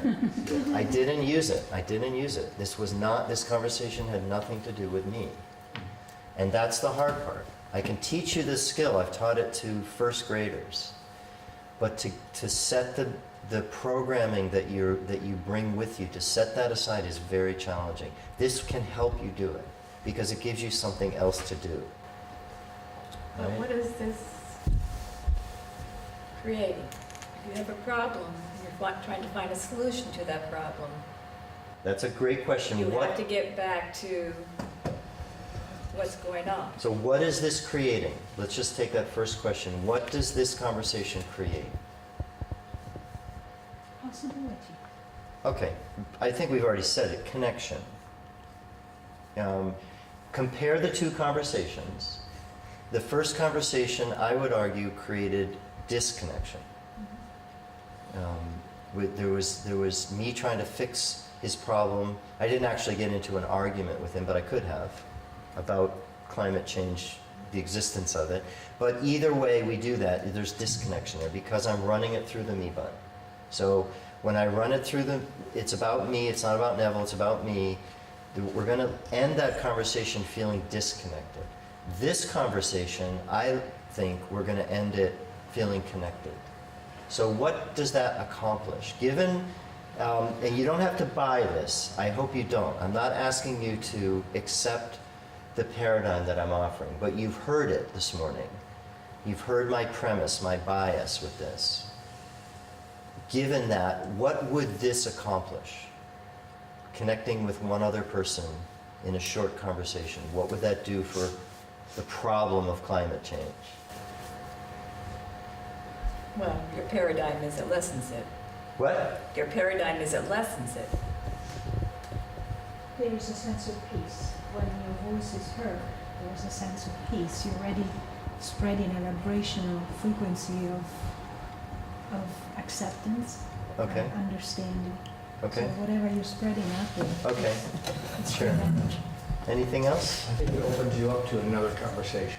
That's More information. That's a big part of it, is that it sets the stage for Neville and I to have what I would call a conversation of understanding, rather than, you basically have two choices in conversation. You're either going for understanding or you're going to enter into some form of competition. I don't think there's anything in between. Understanding means I'm just trying to understand Neville, and that sets a ground for him to possibly want to understand me, or not. It doesn't have to go like that, but it can build. It can set the stage for a much more deep and meaningful conversation in which maybe we do talk about agendas and actions, and we're able to support each other. Maybe we begin to build a sense of being a team, working up towards something together. But it has to start, in my judgment, from this level of understanding. George, and then, Well, I think that conversation was relatively easy to have with Neville.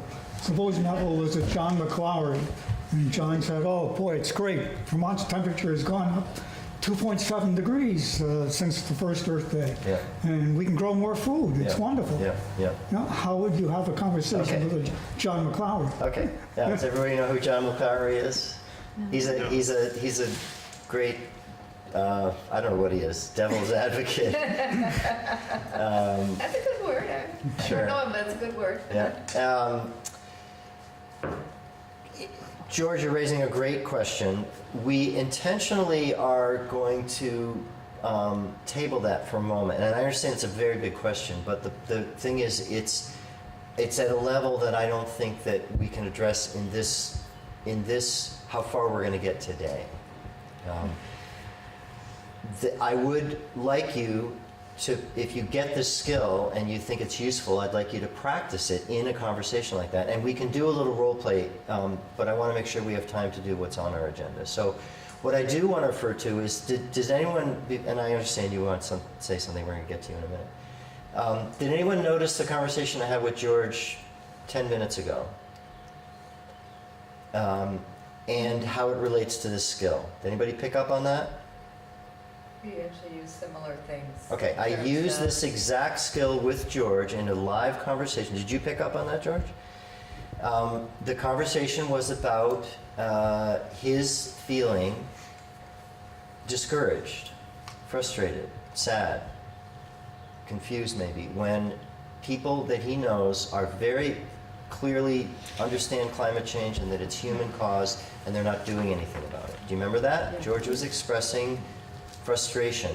It was live, it wasn't a role play, it was in the moment, and I used this skill and I was able to connect with George. And that's all I did. We didn't go any further than that. That's all I want you to try today. And I want you to try it first with people who aren't from the opposite side of the opinion spectrum, because it'll be much easier to try to get this with people that are in this room here who have a similar, probably, bias. So let's hear what you have to say, and then I want to just try this to get the experience, till you have the experience. Well, I just want to say that I often teach this myself. Okay. And I'm a psychotherapist, and Yeah. I'm always talking about, empathic listening and Yeah. I statements, and Yeah. I understand exactly where you're coming from. Personally, I get caught often when I try to talk with people about climate change who are denying it, Yep. or saying that it's really not much of a problem, or it's going to be easily solved. Yeah. And so, I'm sort of piggybacking on what George said, Yeah. that what's really challenging for me is, I think that like the neuroscience about how our brains are constantly scanning the horizon for something could be dangerous for us. Yeah. So we go to we notice the things that are differences, or that are potentially could be, dangerous for us.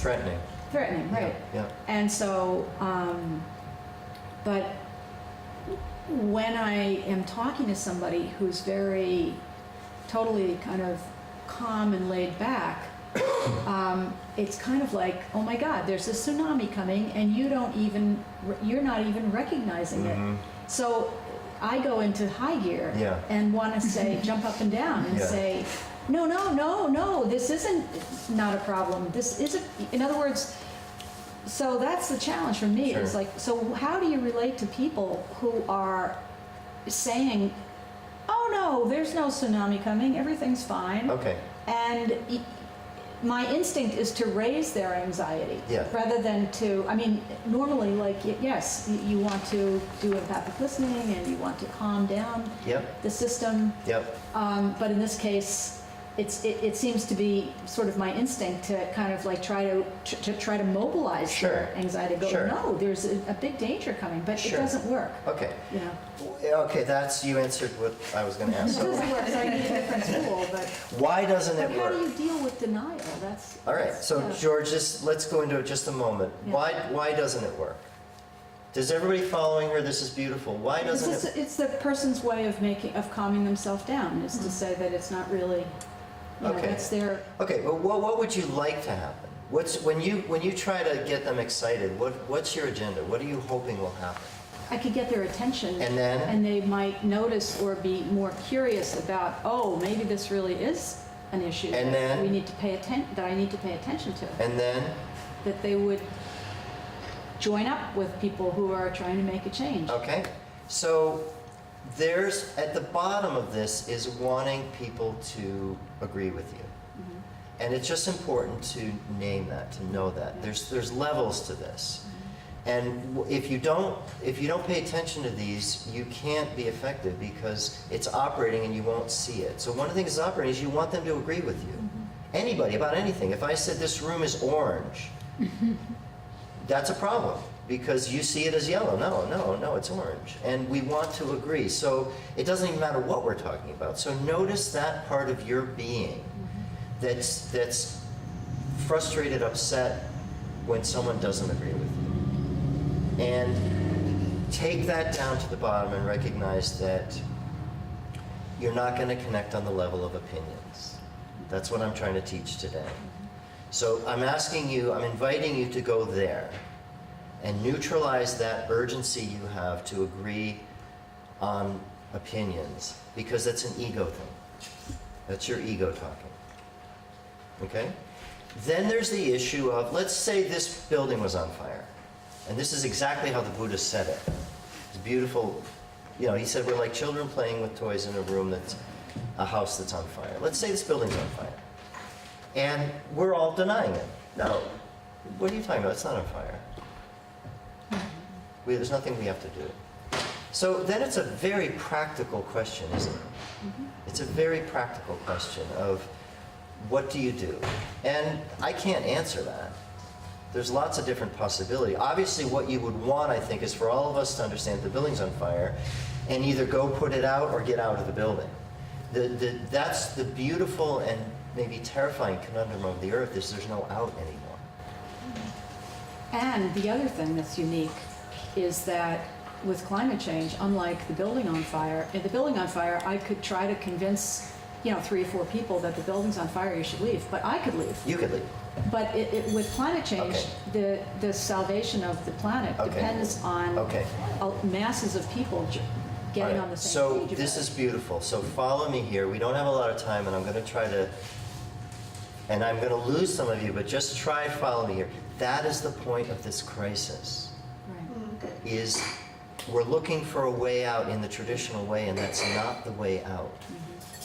So I'm suggesting the way out is it's a relationship you have with your own mind. And that's what spiritual practice, teachings of the Buddha, whatever you want, however you want to frame it, is trying to teach us. That there's the way out of is not through a physical action. It's through a reorientation, a complete transformation of your relationship with your own thinking mind. Yeah. We could use the same words. Is a way out of. We can use the same words. Is a way out of the mind into the heart. Sure. That's what I'm trying to suggest. So keep in mind that this, Buddha was supposedly after his enlightenment wasn't going to teach. I don't know if you've heard this story, but he wasn't going to teach. He thought, what's the point? No one's going to hear me. This is absurd. No one's going to believe me. No one's going to hear me. And the way the mythology has it, he was met by a person on the road who was, in the Buddhist mythology, there's a great sort of, a lot of fantasy in there. And this was the ruler of the universe, and he saw what was about to happen, and he met the Buddha, and he said, "You have to teach." He said, "You have to teach." And Buddha said that no one's going to hear me. And he said, most people have dust in their eyes, and you're right, they're not going to hear what you have to say. It's too far out, it's too radical, it's way too extreme. But there's a few people without dust in their eyes that will hear you, and for them, you have to teach. And then he taught. So this isn't going to reach a lot of people, but for those that can get it, there is a way out. And it's not by leaving the building. It's not by leaving the planet. It's not. In other words, the life or death of the planet isn't the point. And I know that's really hard to say, but it can't be. It's the paradigm shift. It's the paradigm shift. It can't be the point. I think the point is that we have this planet, and up until this moment, it's enabled us to sit in this room and have this conversation, which hopefully could lead to one or several of you going deeper into the problem, the source of it. Where's the source of this? That's what I keep trying to point you to. And that will have an effect. And it may not be the effect we're hoping for. We don't know that. But what we do know, for example, is that this planet is eventually going to die. Whether we kill it or whether we understand enough scientifically that this was a molten ball that got shot out from a star that evolved into this, and it's going to keep evolving it's going to go back at some point and be a molten ball, and we know that. We know that intellectually. It's very hard to get that, just like we know our body's going to die. So the point can't be to stop that from happening. That can't be the point. Liken the planet to your body. And if the point is to keep your body from dying, that can't be the point. So there has to be something else here that this is for, and I believe it's for awakening. It's for you to understand and completely radically shift the paradigm. And it may take a crisis like climate change to get enough of us on the edge to where we're willing to leap into that. It's a complete leap into the unknown. And the Buddha lined it out for us. Other teachers, I believe, the teachings of Christ, it's exactly the same. These teachers lined it out for us, and it's really hard for us to get it because it's beyond me. It's beyond the me button. It's beyond the paradigm of the ego, and we don't know anything beyond that. So it's a complete leap into the unknown. I don't see any other way. I remember in peace activism, working on the war in Vietnam, for example. I remember I had this little poster on my refrigerator for a few years about, 5 principles of, Buddhist peace activism. And one of them was, do not be attached to the outcome. You have to, I forget exactly how it was said, but it's exactly kind of what you're saying, that, you get up every morning and you do what it is that you can figure is the peaceful thing to do. But you have to let go of, I'm going to end the war in Vietnam, Yeah. I'm going to save the planet. Yeah. And just try to, and I think that's what your teaching is. Yeah, so where I find traction is I can connect with Neville. Mm-hmm. And which is not so easy, but Neville said, the film was shown here, this changes everything, among the choir. And within the choir there was contention. So it's not easy. Look at the Republican and Democratic parties. Look at the people that supposedly have a lot in common, and you see that very quickly we can be in opposition to each other. So the thing to me is, how can we connect? In this moment now, what can I connect with? What can I see as not other than me? And humans, it's incredible if we can do it because we're so similar. So what I want you to do now is try this that I have on the screen. And we're going to do it in pairs. Let's see. Do you guys mind being a pair? No. Okay. So then just turn and face the person next to you. So you two, just turn your chair and face them. You two, and then Neville and I will be together. Okay, so I do feel it's inevitable. you're each going to get a turn to talk, and you're going to get a turn to listen. And what I'd really like you to do is try something different. Don't listen in the way you normally listen.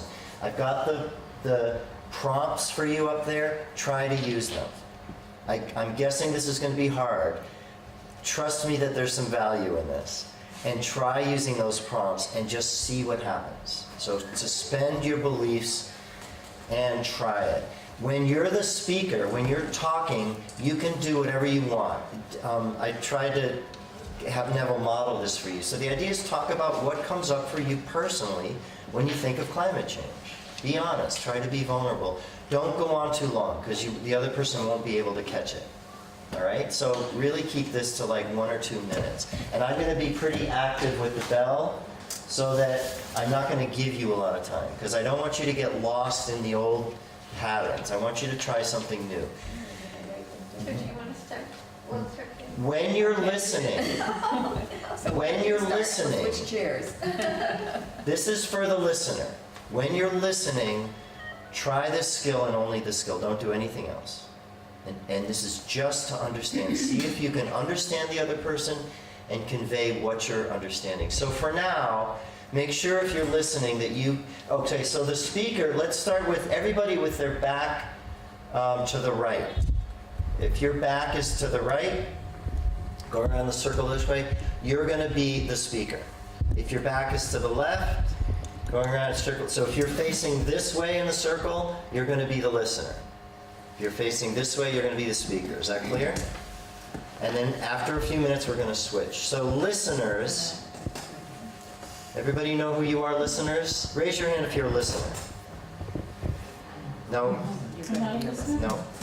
I can't read, she's gonna be there. And then we're gonna switch. We're gonna switch. You didn't get that. All right, let me point to the listeners. Raise your hand. Listener, listener, listener, listener, listener, and I'm a listener. So raise your hand if you're a listener. Right, no, let's switch Okay. chairs afterwards. Can all the listeners see the board? Just make sure you can see it. And don't be afraid to look at it. It's a little awkward, but look at it. Okay, so How much time do we have? short, 2 minutes. Very short. You can just say what you feel that time. The person speaking, say your feeling, try to keep it short, and listener, try at least one round of these 3. And we'll see, I might let it go for more than a few minutes, but I don't want to get into a long conversation. Keep it short, and try to access your heart. See what happens if you listen with your heart. Okay? Any questions? All right, let's go.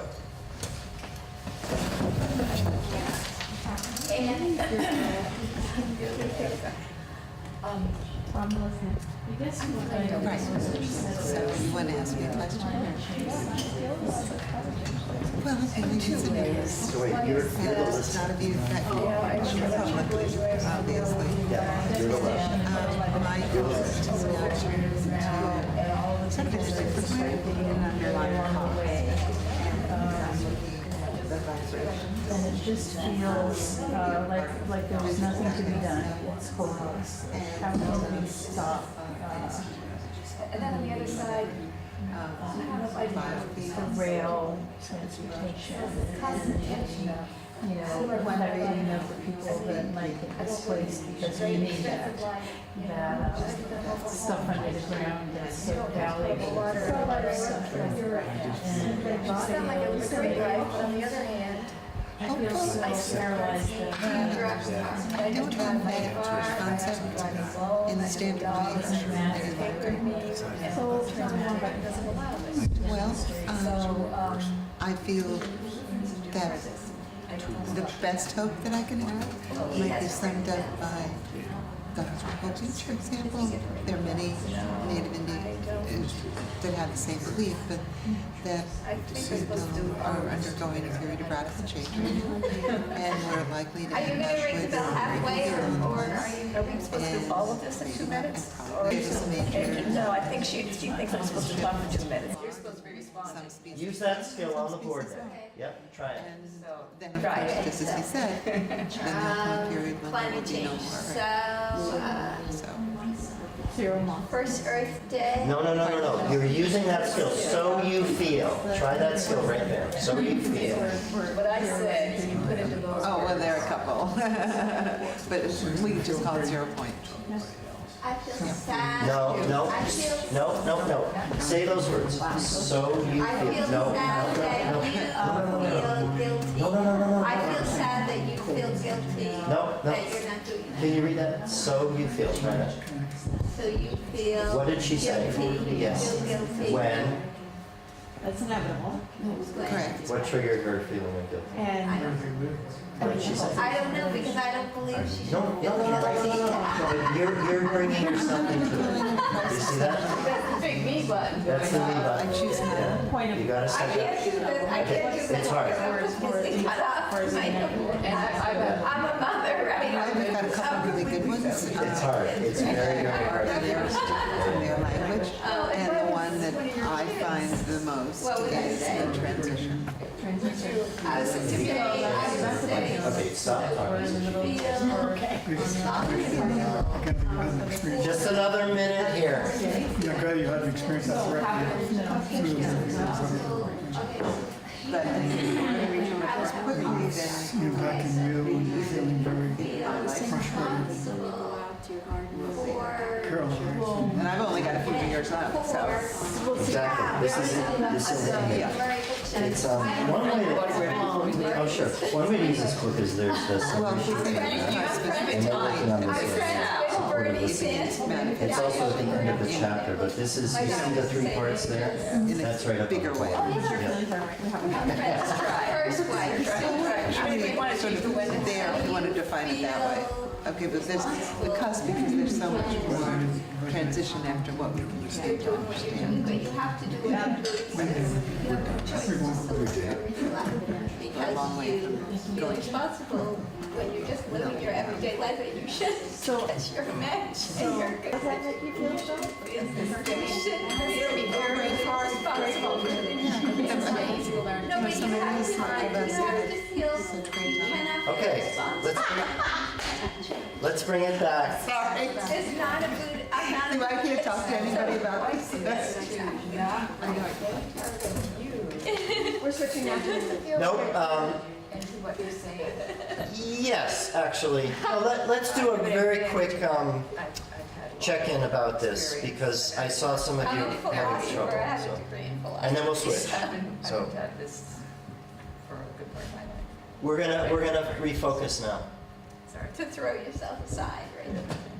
To throw yourself aside, right? Okay, so was that difficult for the listener? Was that difficult? It was difficult for me because I know Catherine and Yeah. I really wanted to hear her and really not get myself into it. Yeah? But unless I reiterated exactly her words and I was really struggling to reiterate exactly her words, Yeah. I was feeling dishonest to both the process and to my friend. Okay. I wasn't I feel like I had a lot of expectations of the process. Okay. And So there you- was also some distraction. There was some distraction. You were caught between helping her and using the skill. You couldn't do both. Is that what you're saying? Well, I didn't want to paraphrase because then I felt that was a disservice to Catherine. Okay. And I didn't want to mimic. Okay. Okay. Let's just hear from a few other people. I know this was hard, and maybe say how it was hard for you to do this. Or easy. Maybe it was easy for you. Tell us if it's easy. But you were the speaker. When you're the speaker, you can do whatever you want. It's the listener. It's the listener I want to hear from. What was hard? What was easy? That's how I usually ask it. What was difficult? What was easy? What worked? What didn't work? When you were the listener, just the listener. Well, I think the challenge is to really pay attention. That's an interesting phrase, pay attention. Really put, there were times when I was picking up on somebody else's conversation, I was like, no, I'm only listening. Yeah. Well, and if you're not distracted by something else in the room, what are you distracted by? Your own thoughts. Your own mind. Yeah. If this wasn't nearly impossible for you, then you weren't doing it properly. This is nearly impossible. I teach meditation, and the simplest thing you can say about meditation is it's impossible. You're never going to get it. I mean, if you don't start there, then people think, oh, I can get this. I can clear my mind of thoughts. No, it's not going to happen. So this listening skill that I gave you, because you can't release yourself from the me program, that's what makes it impossible. Your mind will not stop thinking about yourself. I just want you to see it. I'm not asking you to overcome it today. But if you don't see it, then you're not seeing the source of the problem. If you don't see how wedded, how addicted you are to your own story, that you can't listen to somebody else's story without referring to yours. You can't do it. Your mind will not do it. It's not allowing you to do it. And I want you to see that, because that's a problem. It's interesting. I noticed that if I'm watching a movie where there's no direct, say, investment in the exchange, the me button is absent for that. Just in the process of witnessing, and so in that instance, I can fully be present with that person, feel deeply what they're feeling, and it's often when there's a one-on-one just encounter, we're showing up in our bodies. There is some kind of investment, maybe for me, in maintaining the appropriate image that I'm hoping to project, and all of that acts as static to keep me from really listening. having been doing mediation, I've always have to go in and say, this is not about me, Yeah. but I'm here for another reason, because I need to be able to go deeper. I need to be able to just, so that's putting up this nice, or that's calming my body and calming my need for protection. But I'm here to go deeper, and I'm thinking that this feeling connection, then my rationale will then send a higher vibration around, at least start a little bit of it. That's what I'm thinking. I mean, that's what I'm suggesting. You don't have to buy this, and this is intentionally radical. But I'm saying that the problem of climate change is a problem of separation, and if we're going to solve the problem of climate change, we need to solve the problem of separation. And this is what you're seeing right in this moment is where the problem of separation starts. You can't listen to another person without referring to yourself. You can't do it. Your mind will not go there. That's a problem. I have a quick question. Doesn't that, what you're talking about, diminish over the course of time as you get to know a person and you become more familiar with their reactions and their thoughts? Referring back to yourself, doesn't it diminish? Yes, when you become a better listener and things change. I don't think it happens organically. Although, it's love. This is what I'm talking about is love. Love is when you give yourself away. You're not there as a me, as a person, as an identity. You're a witness to another person. That's love. And can you grow more in love with someone and be able to be selfless in that way more and more? Yes. And it does happen organically. It's what love is. It's what spiritual practice is intended to get us to do. What I like about this tool, it's also what's impossible about this tool, is it puts us right there. If you can do this, if you can use this tool, then you can step out of yourself and you can learn to do it. The more you practice it, the better it'll get. Without this tool, it can happen organically, yes. But most of the time it doesn't. And I work a lot with couples, and I was a divorce mediator for 10 years. I'd like to add, I know that these are tools, but throughout my life, I've had this introduced to me different ways. You've encountered it, of course. Do you know what I mean? Yeah, So yeah. it's not an unfamiliar. Yes, and I didn't create this. This is my own particular version of it, but I'm sure many of you have heard this in other forms. Yeah. What I'm about is, how do we actually use this? This has been around since Carl Rogers is the psychologist in the 50s that's credited often with coming up with this concept. And I don't know if he was the original, but he's often. It's been around my whole life. It's like quantum physics. We have no idea how to use it. This is so foreign to us. This is as different to us as it would be to move to another planet. And I'm presenting it because I think this is what we need to learn. This will undo all of the effects that we have created that are causing climate change. This undoes the separation at the origin. Can you connect with another person and let go of your opinions about what should or shouldn't happen completely? And a couple clues is your mind will not be able to do this. Your heart will. Your heart does it organically, but your head can never do it. It's the same as meditation. You can't be present with your thinking mind. Your thinking mind can't be present. It doesn't have that faculty. Your heart, your awareness, your own conscious presence can be, and it's the only thing that can be. So what I'm inviting you to do is activate a different aspect of yourself. I call it empathy, and I call this work activating empathy. And it is not easy to do. So what I'm hoping you found in that exercise is that it's not easy, or that you can't do it, and that's fine. That's good. That's good to know. Okay?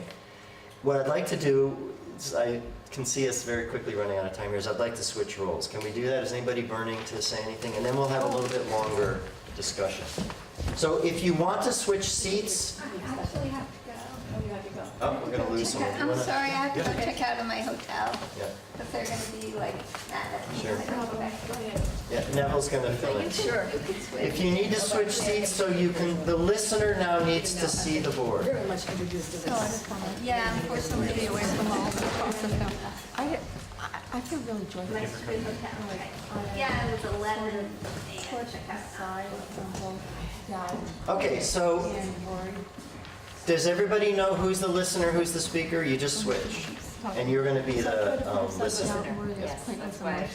Good, good.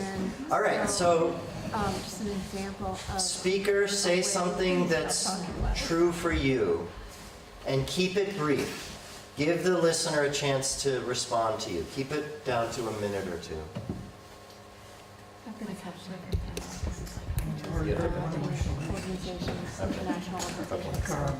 I'll sit with her. Good. Glad you came. As you know, I've got Great. 3 daughters, 2 grandchildren. One is 16 years old and one 16 years old. I'm just very worried. For some reason, as a hitchhiker, I push my buttons to think I'm gonna open my home up to a random friggin' hitchhiker. And after I gave him one response, I said, "Come along." I don't know who he is or what he's about, and I'm like, I'm totally okay with this person being in my home. And it, you know, it does have to transcend that fear piece of letting another human being into my personal space. And I might, just for clarification, I might give one other person, like as I live by myself, one besides you, somebody else close to me is gonna say, I'm having this random person in my home. Please, somebody just know that this is happening. But I'm just working with the letting go of all the conditioning and fear-based stuff that we have going on nowadays. I am feeling happy about it. I mean, and on Sunday. Knowing hasn't changed. Travel around the world Our and behavior, planes. and I mean by us, the global we, the human race. Son-in-law commutes from East Montpelier to Underhill at school. He tries to Try just doing that.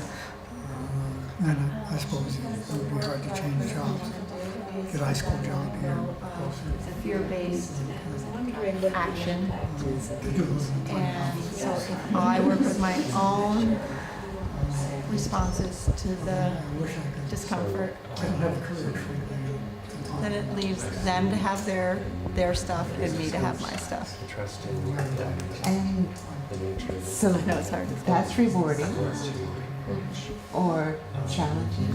How does that experience? What does because I letting really- go give you? I mean, I'm being a little bit outside this exercise at this moment. I just feel like, what if I am being foolish? Like, what if like I'm letting go of like, okay, I'm supposed to be this hippie chick that just like free love and everybody's happy and everything. So what if something bad goes down? Like I'm just trying to be, and that I think that's the hey, somebody's trying to take away my corporation from me and tell me that I can't have all $8 billion. Like that's the climate change paradigm. It's like, what if me talking myself in circles is tearing down that safety mechanism for that? Yeah, right. Yes. What do you find? What are you noticing? Just try that again. Because that's a big question. Do you think it's? I wonder if it, like when you were speaking about it's inevitable. I mean, inevitably, I am going to die. So if I die today or if I die in 30 years from today, maybe I just get to nirvana quicker if I die today. Maybe I'm just hanging on. I just think it's such an interesting thing how we hang on, like whether we're in a nursing home or a hospital, we're hanging on to life. Yeah, what would you? Something friggin' better on the other side. Or like, why? Bunch of dorks. Continue. Yes. Yeah. And then you feel frustrated. You would like to really Thank you. try to get them to I'm gonna. how dire the situation is. I know. Yeah, that's fine. No, that's fine. You got it. So you that was end really up good. feeling. Yes, the that connection. despair. That's it. The empathy and the respect. Exactly. Thank you. So start to wind down.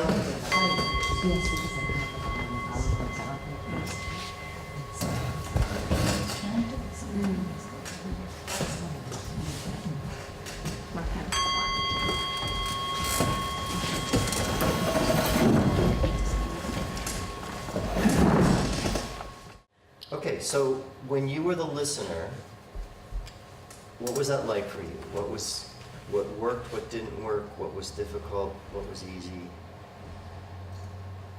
You're trying a new skill, it's like the first time you have a tool in your hand. I gave you a hammer and you tried to use it. What happened? Well, I had to notice that I was having reactions, personal reactions. Good. And just notice. That's all because the noticing, I think, takes some anxiousness off. Beautiful. So you notice that your mind is reacting to what they're saying. That's a really good step. That's where practice like meditation can really serve you, because you're noticing what your mind's doing. You're gonna have reactions. When someone's speaking, your mind is gonna have a response, and you're saying, I noticed it. And then I did break script. At the end. Sure. But in the beginning, were you able to notice it and not say it? In the beginning? Almost. Almost, all right.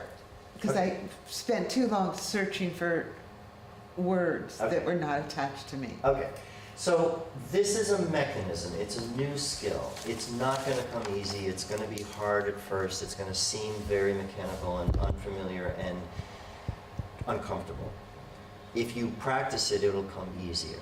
Emotional words don't come easy to us. No, this is a very dear old friend. Yeah. And that kind of connection can make this in some ways harder, interestingly enough. Yeah. This is easier with people that you don't know very well, interestingly enough. But what a tragedy if we couldn't use this, if we couldn't have real empathy with the people that we care the most about. That's a tragedy. So I think it's really worth practicing.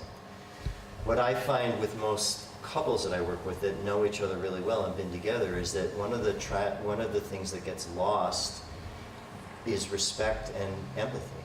The ability to see the other person as a separate person. We lose that. And when we lose that, contrary to what it seems like joining would be, the ego just thrives on that and creates all sort of animosity and resentment and tension. So it's really helpful to see the other person as someone you don't know, and treat them with that kind of respect. So you were able to see what came up in your mind and almost not say it. That's good. That's a beginning. What I hope you'll see from this is how controlled you are by your mind. You are addicted to your mind. You do not have any choice. It comes up. Miles said, don't say it. I said it anyway. You can't help yourself. It's like the mind is that drink that you can't stay away from. It's also interesting, I heard words from my childhood that were cautionary, that had been, generations. Programmed into you. Sure. Generations. Yes. Yeah. We don't make up what we say. We learned it from somebody else.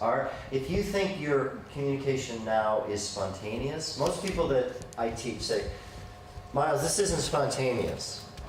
This feels very scripted. This is mechanical. This isn't intimate. I'm not going to talk like this.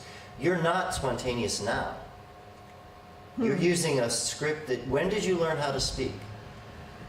Does anybody here remember learning how to talk? So how did you learn how to talk? Did someone teach you this is how you put words together? I don't think so. How did you learn to speak? What did you do? You repeat. Is that what you said? Yeah. You repeat. You repeat what you heard.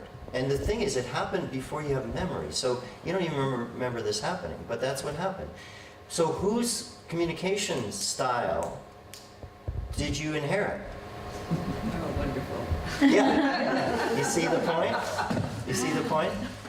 You just mimicked what was going on around you. So your parents, the children, the older children, whoever was around you, that's what you repeated. Nobody taught you. And so you're not spontaneous in your communication. You're just repeating old scripts that were embedded so long ago that you don't even remember them. I'm teaching you a new script, and it's radically different. And it's impossible because your mind is addicted to the old program. How is this about me?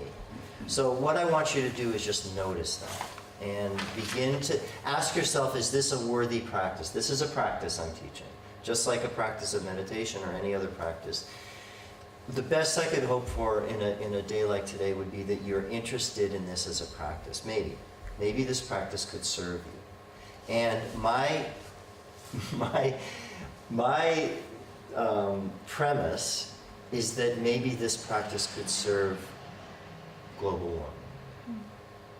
That's how big I think the consequences of this are. If you are able to listen to another person without your own agenda, without referring to yourself, that is so radical that could change the whole paradigm of human beings on planet Earth, and it could resolve the issue of climate change. That's what I believe. So let's hear from other people. When you were the listener just now, when you were the listener, how was that for you? What was easy, what was hard, what worked, what didn't work? What did you notice when you tried to use this skill? I never realized, even when you were talking and I was the speaker, how difficult it was I wanted to have a conversation. That's what I'm used to just stop. And I couldn't prevent my own thoughts from creeping in, even though I was trying to just listen. I never realized how difficult that was. Very, very difficult. Thank you for acknowledging that. Yeah. It takes a different muscle that we've not exercised. I want to do it more though. I want to practice. Well, and so if it interests you, if you see some possibility here for yourself personally, this is a practice, and that's what it's intended to be. It's not, you don't learn it in a session like this and then you go use it. You do get it by using it and making a lot of mistakes. Yeah. I wanted to wait because, well, I haven't been introduced to this on this side. I've been through a lot of therapy, which is the I feel when you, Yes. and this is what happens to me. Yeah. It's interesting to have it on this side. I found, in speaking with Neville, and I don't know if he did this on purpose, but I actually didn't get very much when he first stated. I didn't get very much feeling, he wasn't using feeling words. I wasn't getting very much feeling as to what was going on with him. Yeah.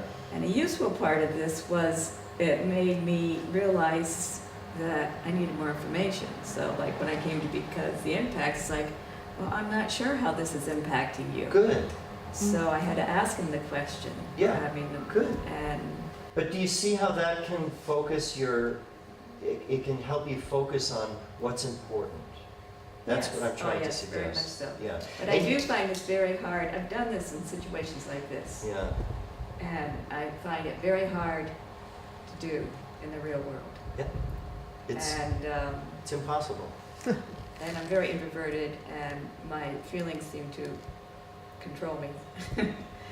And Your mind is in charge, and climate change is the consequence. That's my premise. I'll keep that in mind. And I'm not saying that for anybody to feel guilty or ashamed. What I'm really trying to do is get you to see there's something you can very much do about this crisis. You don't have to stop ExxonMobil. It would be good if we could stop ExxonMobil. I would be very much in favor of that. But we could stop all the ExxonMobils we want, and as long as your mind can't listen to another person without its own agenda, we will have climate change again. I have a question for you, because this was introduced to me as active listening. Yes, sure. And there is a very good book called Active Listening that I read years ago. I mean, I've been trying to get, I've been doing a lot of research. Yep. It's just the application has been very hard. It's very hard. Does your book deal does it go beyond and deal with active listening? Yes, yeah, I call it by a different name. Every teacher has a slightly different version. I call it supportive listening, but it's based on active listening model. And yeah, there's a whole section in the book on that. What the book can do is just support you. It gives you a more of a framework, exercises to do, and my goal in writing and teaching is to break this down into tiny little steps. That's why this is all we're going to get to today, and it's enough. If I could just show you that you can't do this, I feel like I've done my job, because this is simple, but your mind can't do this. And I hope that's a problem for you. I hope you leave here thinking, that's a problem. That I can't listen to another person without coloring it with my own agenda. That's a problem. And it's not meant in any way to judge you. It's the state of humanity. It's the state of our mind.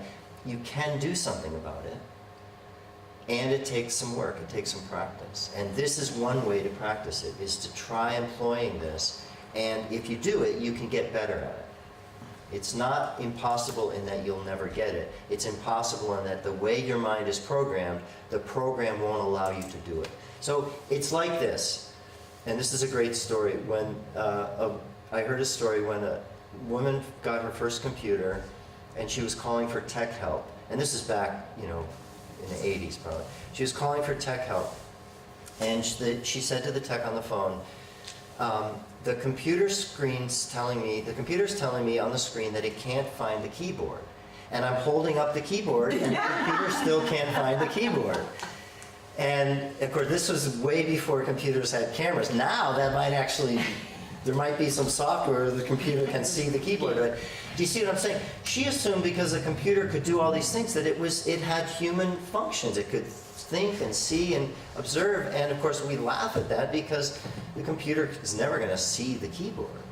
Even it's using that terminology, can't find the keyboard, but it's not. You don't hold up the keyboard of the computer. There's something else you have to do. So your programmed mind can't do this. It's not in the program. You have to let go of the program to do this. It's simple. This is really simple, but your programming won't allow you to do it. And if I can just get you to see that much, I feel like I've done something. I've started. There's a crack now in the premise that you're operating under, and I believe if we follow that crack, we'll get to the root of climate change. Because the root of climate change is separation, and your programmed mind continues to create separation. This will create unity because it's activating empathy, and empathy doesn't operate in the same way. Empathy doesn't use concepts or opinions to try to agree on. Empathy connects on a different level. So, did anyone here have an experience when you were being listened to of receiving empathy from the listener? Did anyone get that a little bit this morning, where you got a sense that the person was empathizing with you? Mm-hmm. You did? I did. I had the sense that Vicki was giving me her full attention. Yeah. As she, and I think you were kind of reaching for my meaning, but I felt you fully present with me, and that in itself was positive reinforcement. Say more, Neville. How did the empathy affect you? Positive? So I had the sense that she's not going anywhere. She's right here. Yeah. She's doing whatever process she needs to sort of track with me. Yeah. And that sort of stability begins a flow between us. Yes. So I call that connection. Mm-hmm. And what happens when you start to feel connected to another person, especially around your emotional charge around climate change? The charge goes down. Did you feel that? Yeah. And what can happen when the charge goes down? Creativity can blossom. Yes. That's what happens, is your creativity is allowed to, and you can think in ways you couldn't think before. it allows a whole different approach. Please go ahead. It opens space. It opens space. For possibilities. For possibilities. That's what happens. Marcy, and then, I'm struggling here Yeah. because when I felt most heard by Catherine yeah. was when she said, I have fear for your safety. And that would be like the antithesis of what we were doing, but that's when she was, when she was flatly listening to me, Yeah. I felt no connection Okay. or limited, very, very, very limited connection. But once she felt for my safety, Sure, sure. then it was about Catherine.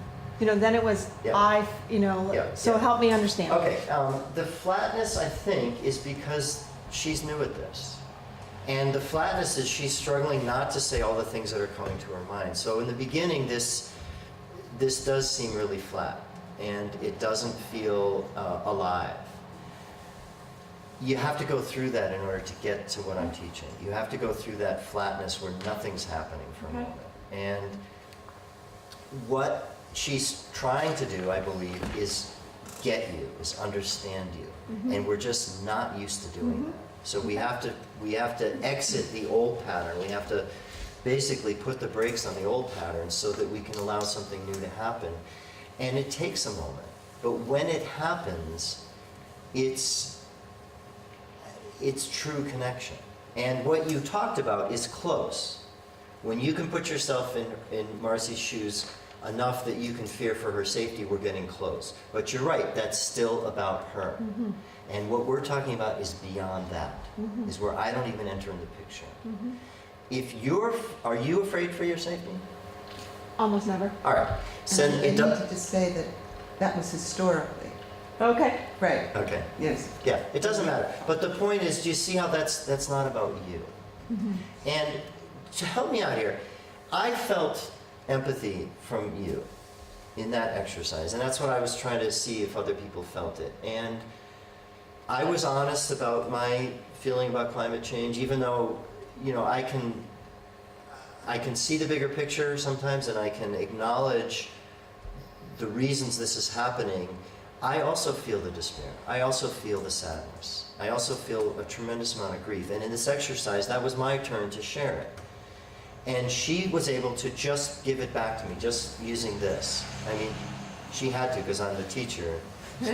I was watching her. And in the process of doing that, I felt heard. I had a sense of being understood, and it was tremendously satisfying. There was a sense of relief. And I will leave here now, it was small, and it was momentary, but I will leave here now feeling more integrated and whole, and better able to address the crisis. More creative energy is available to me because I was seen and heard in my despair. And that's what empathy can do as activists, as people who care about the planet. If we can give each other this empathy, that's why I wanted to bring this here, really. Is because if we can give each other this empathy, and if we can receive this level of empathy from each other, we will be better at whatever it is we do.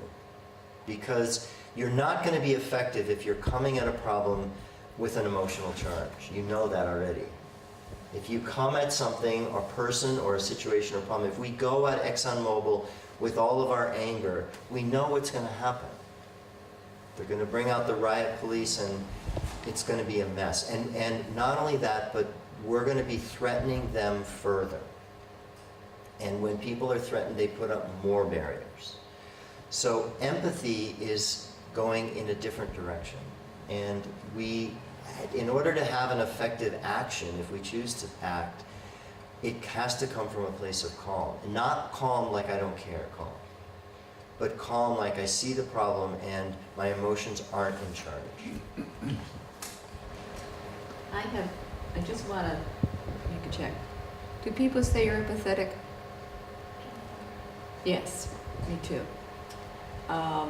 So there may be something Some natural. that's going on here. Yeah. And so you may be, for some of us, this may be more natural. I mean, I still had to learn how to be an active listener. Yeah. But to give a person a feeling of empathy is something that might be more natural. And so trying to teach it to somebody else could be different. It is Someone's different. saying. It is. No, I totally appreciate that. I developed, and the reason these skills are so important to me is I believe that it's not about teaching empathy.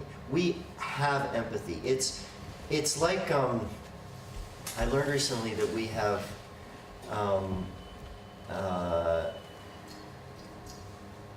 the active ingredient in the Amazonian hallucinogenic medicine ayahuasca, DMT. We have DMT in our brain. It's there. I guess the scientists don't know exactly why it's there, but it doesn't take much to figure out why it's there. We don't have to go get it. We need to learn how to activate it. Empathy is the same way. It's not, you don't have to learn empathy. You can't learn it. It's you have it. You just have covered it over with what? What blocks empathy? What are some of the... The mind. Your rational mind has just covered it over because empathy doesn't show up as a problem-solving tool. It doesn't show up as an agent of change. It's like awareness. It's like attention. It's very pure and it's beautiful and we're starving for it. All of us. That's why we like to talk and be listened to. And when we activate empathy within us, the whole paradigm changes because what empathy does is it connects us. Empathy is, no matter what all the differences is on the surface, there's more we have in common. Emotions, needs, basic, raw human experience. That's our common ground. And empathy goes there. So you can learn it. I totally agree that some of us are more natural at it than others. And this skill is intended to activate our empathy that's gone into a state of hiding inside us. But we can activate it. So we just have a few more minutes. Let's see what we can say, what needs to be said to ask questions or to conclude. What I find, Can you talk a little louder? yes, what I find that it's kicking in for me is even before I get to words, just the meditation teaches you just slow down and go back home. Yes. I find it very important to feel the person, to honor just the feeling of the presence of somebody here. Yeah. And I think we should just it's like when you start meditating, just everything is quiet. You shut off the computers. And I find that is, sometimes I'm so focused on the feeling of the energy that is coming that I forget the words. So I have to practice on the more active listening on the words because the feeling is, I totally get it. Yeah. It just So she's saying she gets the other person on an energetic level, and she sees that she could be more verbal about it. Is that what you're saying? I get the feeling, and sometimes I have to pay more attention on the words. The words. You could be more verbal. You could say more to communicate the feeling that you have. That's what this language is for. It's to give us a language of the heart, a language of how to recognize what we feel energetically. What I find interesting with this is I actually have run into this in my job where I did this accidentally with a very irate person, subject hauler who was on the phone, just furious. Yeah. And I kept my voice calm and I did active listening, feeding back to him what he was saying to me, and his level just came down. And then we were able to try to resolve the problem. Yeah. On the other hand, when my emotions take control of me, I completely forget about this.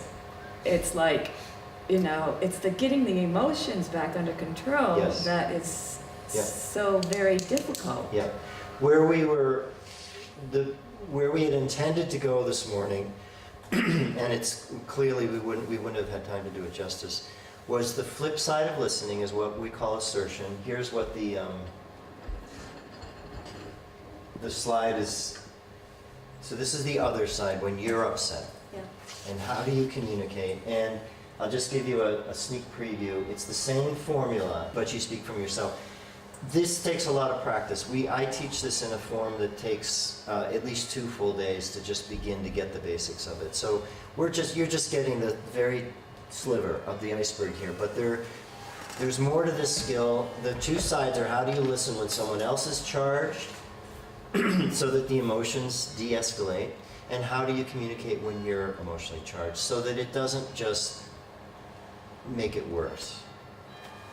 And I love the idea of how would this skill be useful in a movement like climate change, and that's what the focus is today. So we're gonna need to close. Anybody have a last comment or question, and then we'll end with a short meditation.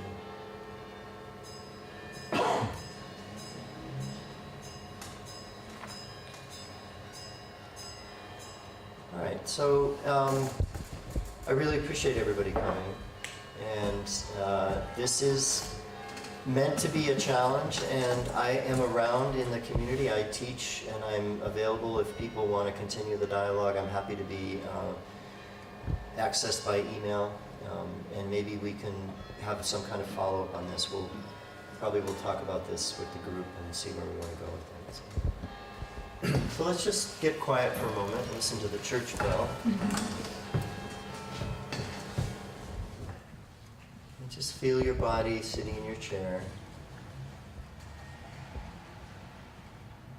Feel your body breathing. See if you can find tight places in your body and soften them.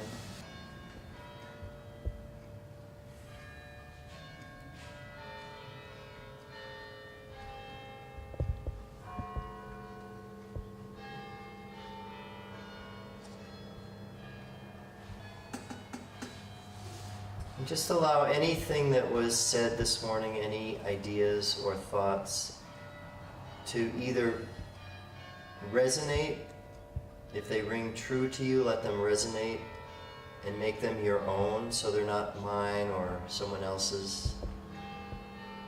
Just feel that sense of vibrational resonance if something that you heard made sense to you, and if it didn't, if it doesn't resonate, just let it go.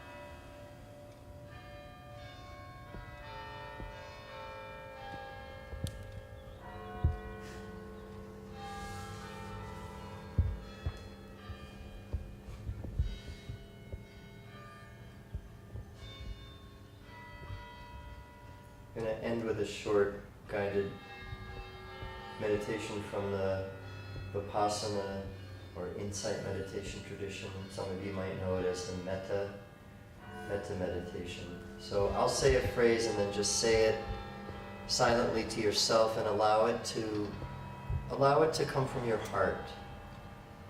Start with sending ourselves loving kindness.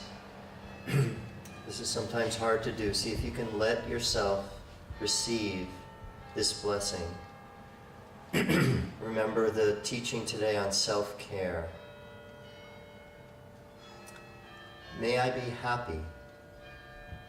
May I be peaceful. May I be free from suffering.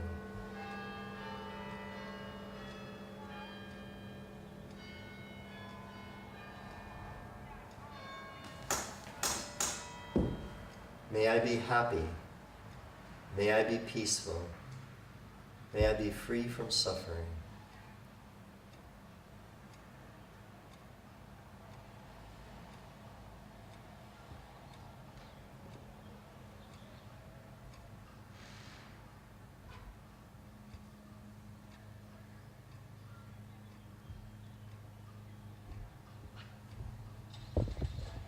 And now imagining all the people in your life, beginning with the people in this room, the people in your family or your household, your neighborhood, your town or village, your place of work, your state that you live in, the country, and finally the whole planet. Sending this out, a blessing to all beings.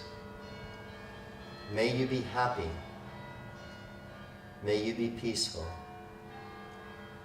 May you be free from suffering.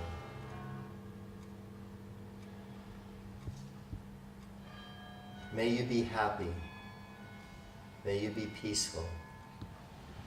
May you be free from suffering.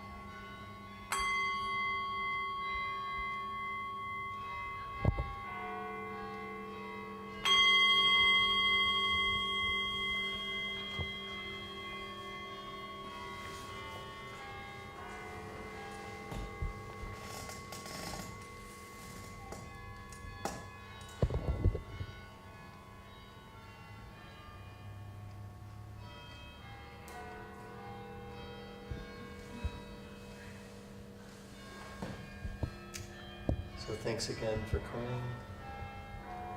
Thank you to our cameraman for filming. Thank you to Neville and George, and is anybody else here from the committee? Gary was here earlier. Well, thank you for all the work that you put into making this happen.